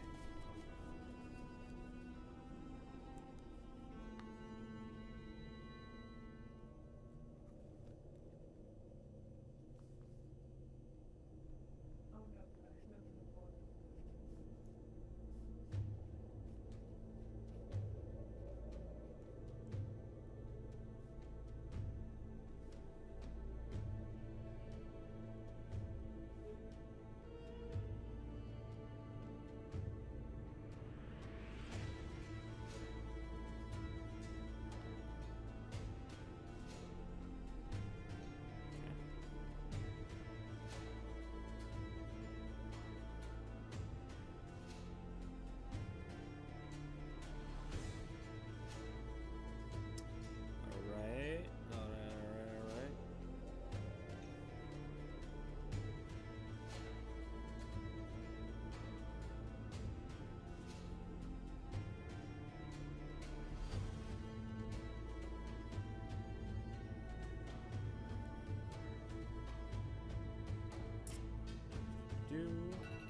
Alright, perfect. Alright, I'm ready. So, you guys have decided to follow the three Varangians. The three Varangians, if you guys want to know, all three look different, and all three appear to be different and favoring a different branch of their collective pantheon they have. Ivan, you know, they have a mix of Fjordish, Inashen, and Avadoxy faith combination. Each and all three of them appear to be favoring. One favors Arved, and one favors the Inashen faith, and the other favors the mother of Ava. They are walking towards the direction of what appears to be the palace-like fortifications building. Not like that. It doesn't have walls, not like the one across the other side, but it looks like a fortress. I wonder what business they have there.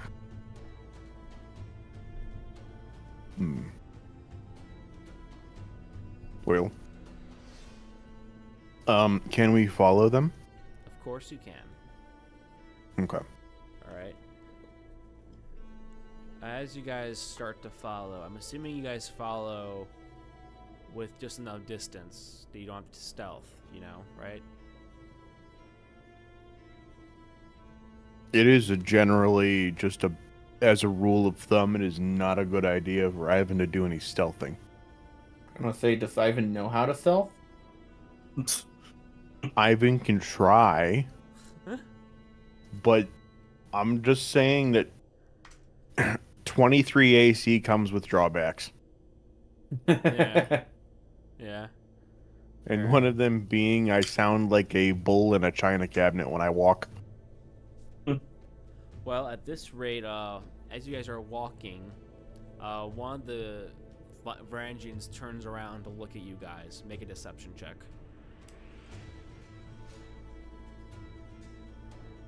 Wait, all of us? Yes. Okay. Ooh. I rolled a 15. Behold my power of deception. Carl is just gonna start looking at a rock on the floor.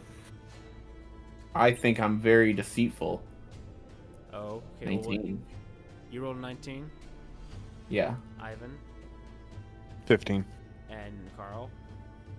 Carl got a 7. He's looking on the floor and looking at a rock. Like, oh look, it's a rock on the floor. How crazy! Okay. The Varangian's eyebrow. One of the Varangian who looks back. One of his eyebrows raises over at Carl, and then he looks at. You see him turn around to the group who's still walking, and he makes one effort to walk towards Carl, but then turns around and goes right back up to catch up with the other two Varangians.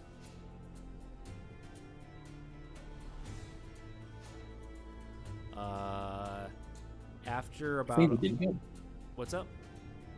So I think we did good. Yeah. As you guys begin to walk, you guys are starting to hit a point where you see a rather large bridge heading towards the fortified palaces, and as you guys are there, it starts to make sense. With your passive perception being well high, you guys see bridges and walkways that jut out to nothing. The major palace in the center appears to be still surrounded by smaller islands, but you see bridges and walkways that appear to reach out to other islands, but were since broken apart. As you are approaching the gate, you see a fire giant on the main stairway, on the main bridge, and he holds up his hand to you all and goes, "Halt. Those who enter are here. Those who enter will be entering that of the seared sun. Tell me your business."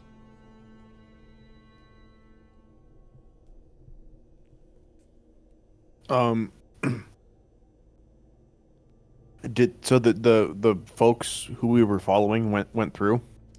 Yep. You can still see them on the walkway heading towards the main road. And he didn't stop them? Yeah. You know what? You're right. He didn't seem to stop them.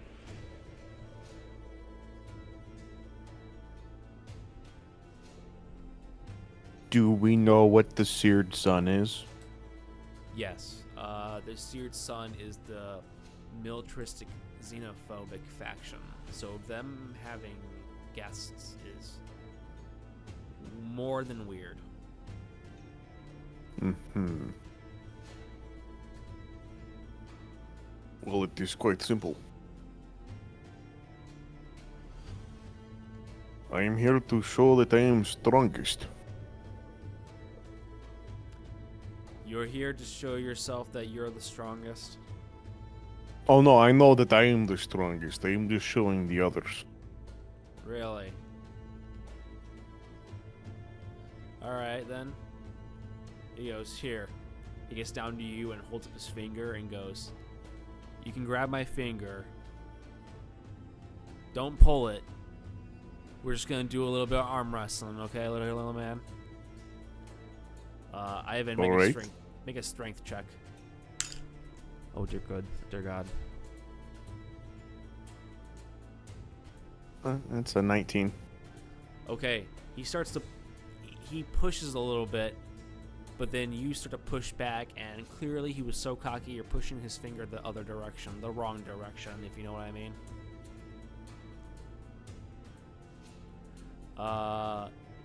After you push hard enough, you hear a little crack, and he goes, "Ah!" He goes, "Ow, that hurt. I told you I was the strongest. Clearly you are. Huh."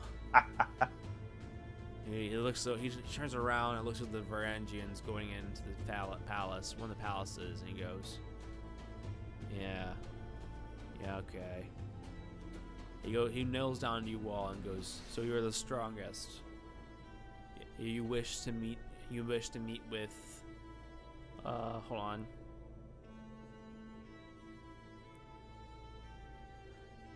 You're here to meet with Miss Era, then, I'm assuming?"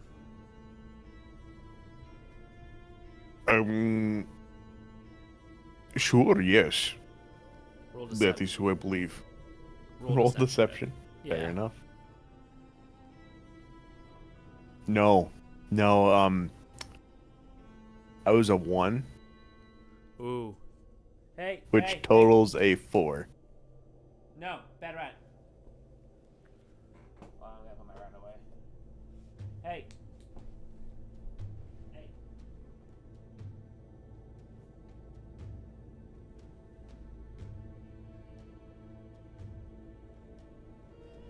Okay. With a 1, Ivan, as you say, Miss Era, you bite your tongue. Oh, ouch. Yeah. 1 HP. You're down to 1 HP. Good luck. Oh no. Oh no. The guard goes. The guard goes. All right. Well. I gotta step away for a minute. Okay. The guard goes. All right. Clearly, you are. You're not. Well, you don't know.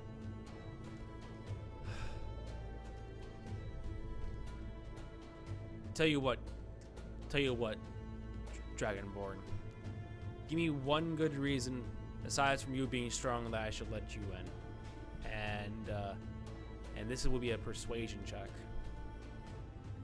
A persuasion check. All right, I'm gonna make the roll, and then I'm gonna say what I say based upon the roll. Okay. Good God.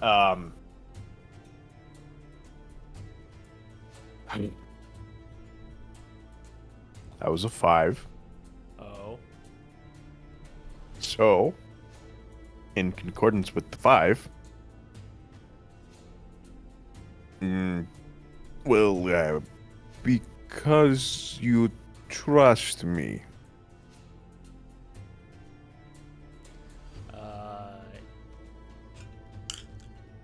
He looks down, folds his arms, and goes, maybe you might have to come back another time. I will record your names, and if you would like to come back in tomorrow, maybe we could see with you. Maybe we could see with you, but wait, I take that back. They're on vacation. Looks like if you're gonna want to talk with us, maybe rendezvous with our representative at the council. But until I hear news from them, only the permitted few can cross this bridge. And how does one become a permitted few? For one, we see your potential, and don't get me wrong, sir. I see your potential as well. As he's still starting to rub his finger. He goes, "I could see you speaking to our representative and getting a good reason to come inside the palace. But with the way we have planned today and the scheduling commitments we have, you might be better off speaking to us at the council. And just saying, in my opinion, considering how strong you are, it's not. You can utilize your talents. Is what I'm saying, sir. You can figure it out. I see. Very well. Thank you for your time. You're welcome. Take care. And we will promptly walk away and we did not give him our names. All right. He doesn't even seem to notice. Okay. Teddy, are you back yet? He's not. He's not back. Okay. But he's dead.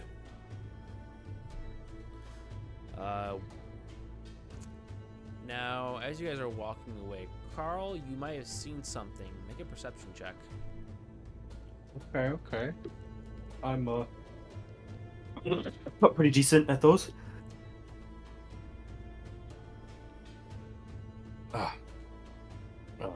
Once this thing will do the perception check for me, please. Oh. I was like, ooh, a 20. Nope, it's a 9. Oh. All right, Carl. You thought you saw something on in one of the palaces. It was another rock. No, it looks to be a cloud giant dropping off a package. It's a large package. Oh. Yes, he appears. Carl, you can't make it out though. Do you try and point out help for someone else to look? I'm gonna pull at wait, I'm with Ivan, right? Yeah, We're you're all with together. I'm gonna like pull at his shirt. I was like, ooh, do you see that over there? They what? Ivan, roll a perception check. Sorry. That. Dirty 20. Ooh. Pointing in a general direction. All right, Ivan, you see it. You see what appears to be a delivery man. He's a cloud giant. He looks younger. He appears to be delivering packages from a smaller cloud, no more the size of a well, just enough for him to sit on and get packages out of inside of. You see him transporting it from one end of the area to the other, and he appears to be coming back now from the other area, from the other side of the Seared Sun Palace island, and is going towards a little dock all by himself, no more than a 15-20 minute walk from you guys. I believe it. I wonder what packages he delivers. Hey, Mr. Moose. Hey, Moose. I'm back. Come back.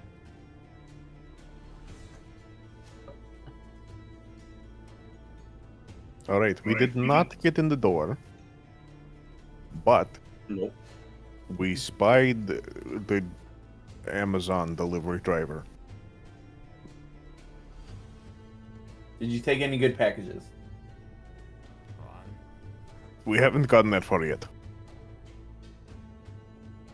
We've just spied him. I'll be right back, guys.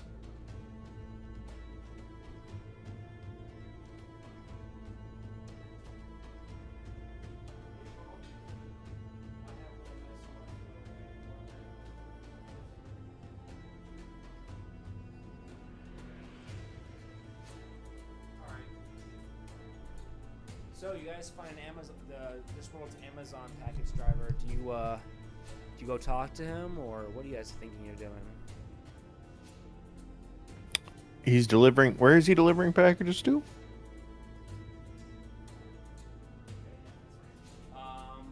He is delivering packages from one side, it looks okay. So, looking at it, it looks like you see a little bridge that's kind of going off it. Something tells you that this used to be connected to another island, and mind you, the bridges are so far and wide. Clearly, there used to be an island in between where he's delivering the packages to and where he's picking them up. As he's picking up the packages from the side on you guys are on, as you guys approach closer and get closer, you see another cloud giant come over with a giant duffel full of packages. And as he drops it off, he looks at the cloud giant, the cloud giant doing the packages, and goes and flies off.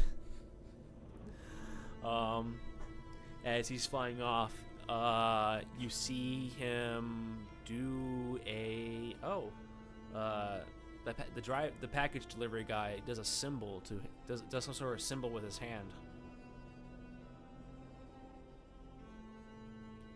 If anyone wants to figure it out, must roll a history check. No. An intelligence check. Just flat intelligence. Ivan's kind of not the brightest bulb in the box. Does anyone else want to think about this? I'm looking at it very intensely with a 13. All right. Nutmeg. Certain cultures have their own version of this in different hand signals. You know what he's doing. He's not doing some sort of secret order or some sort of superficial handshake. He's slipping him off. Ivan, Yes. you are a master at this handshake. I see. Oh, wait. I guess that's fair. I see. Well. So we have disgruntled delivery driver. What if we took his job and delivered packages? Are you saying, like, for our downtime? I don't know. Maybe we could commit mail fraud for fun? Just saying, it's an option. Although, is it really mail fraud if you're getting paid to do it? Are we getting paid to do it? Or are we just gonna steal his route and then just let him be? Oh, Wonder I what's in don't the know. Packages. Let us Very go. curious. We should go ask what is in the package. Yes. Okay. So you guys approach him. Sure. All right. As you guys approach, he's lifting packages off of the bushel and putting them on the little island so we can go off to the other side of the seared sun. And he looks at you. He stops and as he's loading packages up on the island, he sees you guys approaching and looks down and goes, "Hi. Are you new? Something I can help you with?" I will say to him in Giant, because I speak Giant. Hello, I happen to notice you don't seem to like your boss very much. Yeah. Kind of a dick. He smiles and speaks in giant. Yes. I see you speak the tongue. He's a massive dick.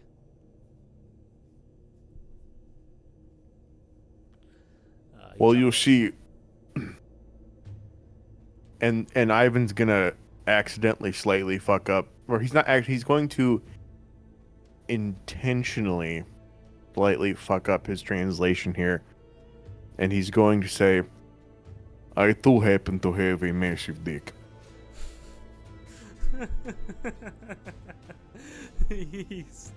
Oh man, he starts cracking a smile and He laughs and he goes, he goes, either way, whatever you meant to say that, I respect that. Listen, we're thinking, what if me and my friends here, we could like mess with your boss? He goes, really? How's that? Well, Ivan's gonna think very fast because he hadn't got this far yet. Okay. I want to He's see like- what's in the packages. While Ivan is talking to the guy, Carl, are you gonna go look in the packages? Yes. Okay. I'm hopping in the back of the trunk and I'm just gonna like open the packages up. Okay. I'm in like little form, so Okay. I'm like a little tiny ant, just opening through the packages. All right. As you are going through the packages, the first package you find appears to be of let me see here. Let me make sure I write this down. Very important for the lore.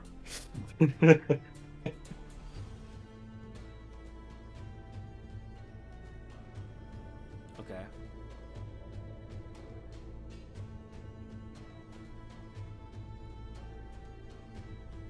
Okay. Inside the packages, you see, Carl, you see, it looks almost like the cloth the guard was wearing. The guard was wearing red and yellow, a red and yellow tunic, attire almost. This one has red and purple, red and blue.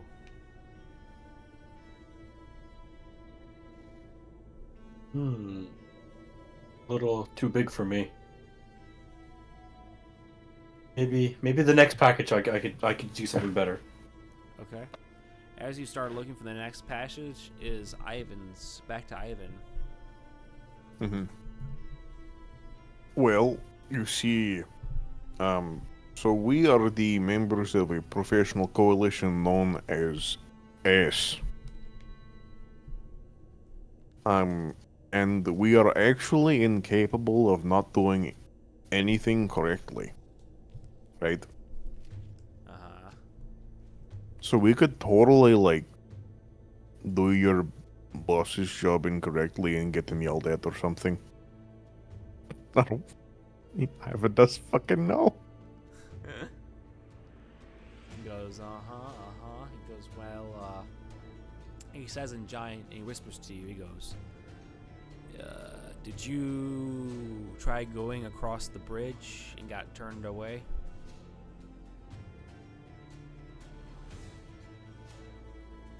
Maybe. Okay. Well, You know a good way across the bridge? I do.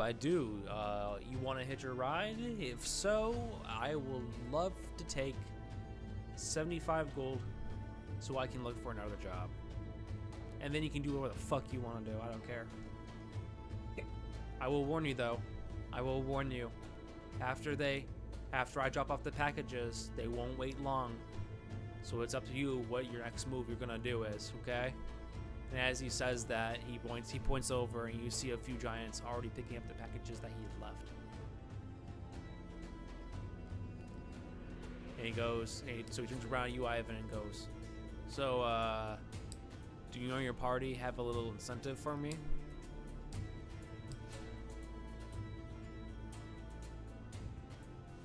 I'll get the gold out.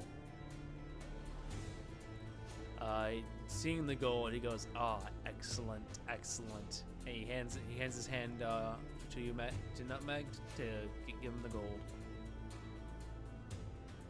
Wait. You know what? I'm not going to poke holes in it. What? I was gonna ask. So a gold piece. They're not very big, Yeah. but this is a giant. Yeah. So do they just like? I mean, in retrospect, that would be they're carrying pieces of gold, but they're smaller than dimes. You're right. I'm not just thinking that. I didn't even think of giants having their own fucking currency. I think I just fucked this all up, but like it popped in my head. Like I'm grabbing, like they're good, decent size for me, but I'm a fairy.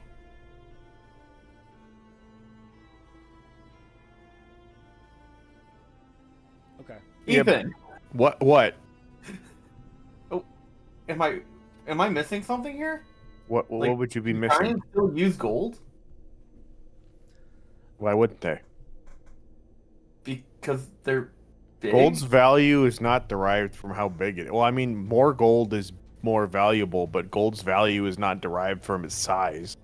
Yeah. I mean, like, How do they keep track of it then? Because I mean, you're basically talking like for them, you're keeping track of like sockets basically. Actually, it'd be smaller than that. Sorry, that was the closest thing that was small on my desk. oh, you're good. No, I mean, I'm just trying to think about it because I know they value like material things and barter and shit like that, but gold is still gold. Like, But if they're as massive as he's describing, a gold piece would be basically specs to them. So would they still use gold pieces in the same manner that we do? well, so the way that, I mean, in history, and that no one ever sat down and, like, in ancient history, no one sat down and counted gold pieces. They weighed them, Well, I understand that. so they could use a scale. Yeah. And Okay. I would say it's up to I would say it's up to me if I want to have them have a currency, but the only currency I could see without making it mumbo jumbo with shit would be that it's regular currency, just bigger in size. But that question brings up, how can you guys carry said gold? Well, and then the value is different too, unless they dilute the gold. Yeah, and that's a lot of economics that I might take this summer for college, but I don't know. I don't know that much now. I would say a small little handful of gold that he can weigh out and use as an investment can still work out. Very well. And we're still doing 75? Yeah. Okay. So, wait, how big are these giants? These are cloud giants, and they are about 22 feet tall. Okay, even if they're 22 feet tall, it's not going to be, like, insurmountably small. It's just going to be small. Yeah. Okay. I was thinking they were a little bit big, because when you're talking about he puts out his finger for Ivan to grab it, I'm not thinking 22 feet tall. That's going to be... I'm thinking bigger than that at that point. No, it's fair. So that's why this question's coming up. No, it's fair. Yeah, no, they're 22 feet tall. Okay. Yeah, if his hand is probably, well, even if his finger, I'm not sure. I haven't met very many 22 feet tall people. That's fair. More than me? No, I can't say that. All right. Well, at this point, the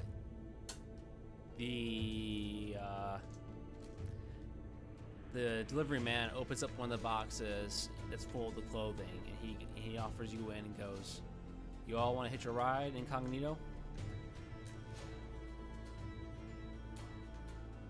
Sounds good to me. Yeah. Amazon delivery style. All right. And Let's do this. He goes ahead and helps you guys out into the packages, and after about an hour of waiting and moving, you're on the other side, on the side of the seared sun.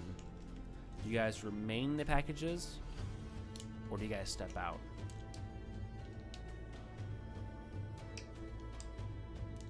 Can we see outside of the pack? Oh yeah, there's a little hole. The peephole looks like the door is open. This door is closed still. The door of his little truck thing. Sorry, the main door heading inside the palace of the Seared Sun. It's an alternate area. The other entryway you guys taken. Sorry, I'm trying to piece it out. I'm trying to lay it out in my mind. But yeah, basically, there's a door in front of you guys. Do you guys want to sneak in, or you guys want to wait?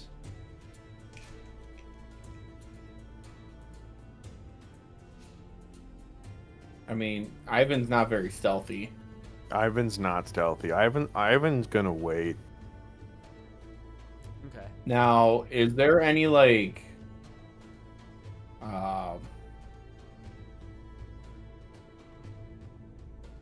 windows or anything? Like, if I try to use Nutmeg's not very stealthy, but where like I could try to see.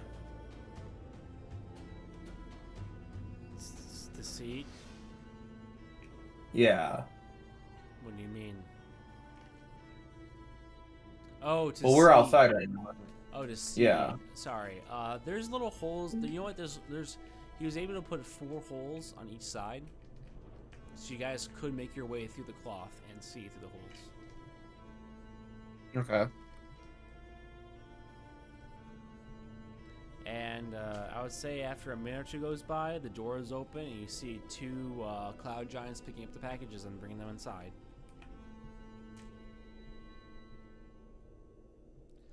And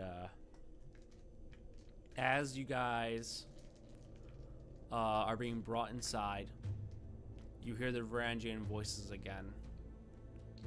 But Ivan, before you're able to make him out, you see through a peephole something interesting.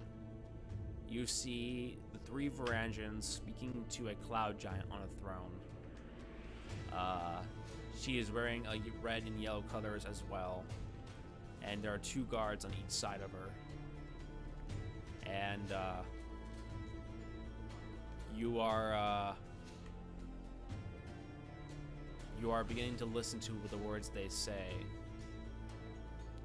When the packages drop down, and the voice of the queen is heard, the voice of the woman giant is heard, and she goes, "So you come here in aid of trying to secure Sergei's throne.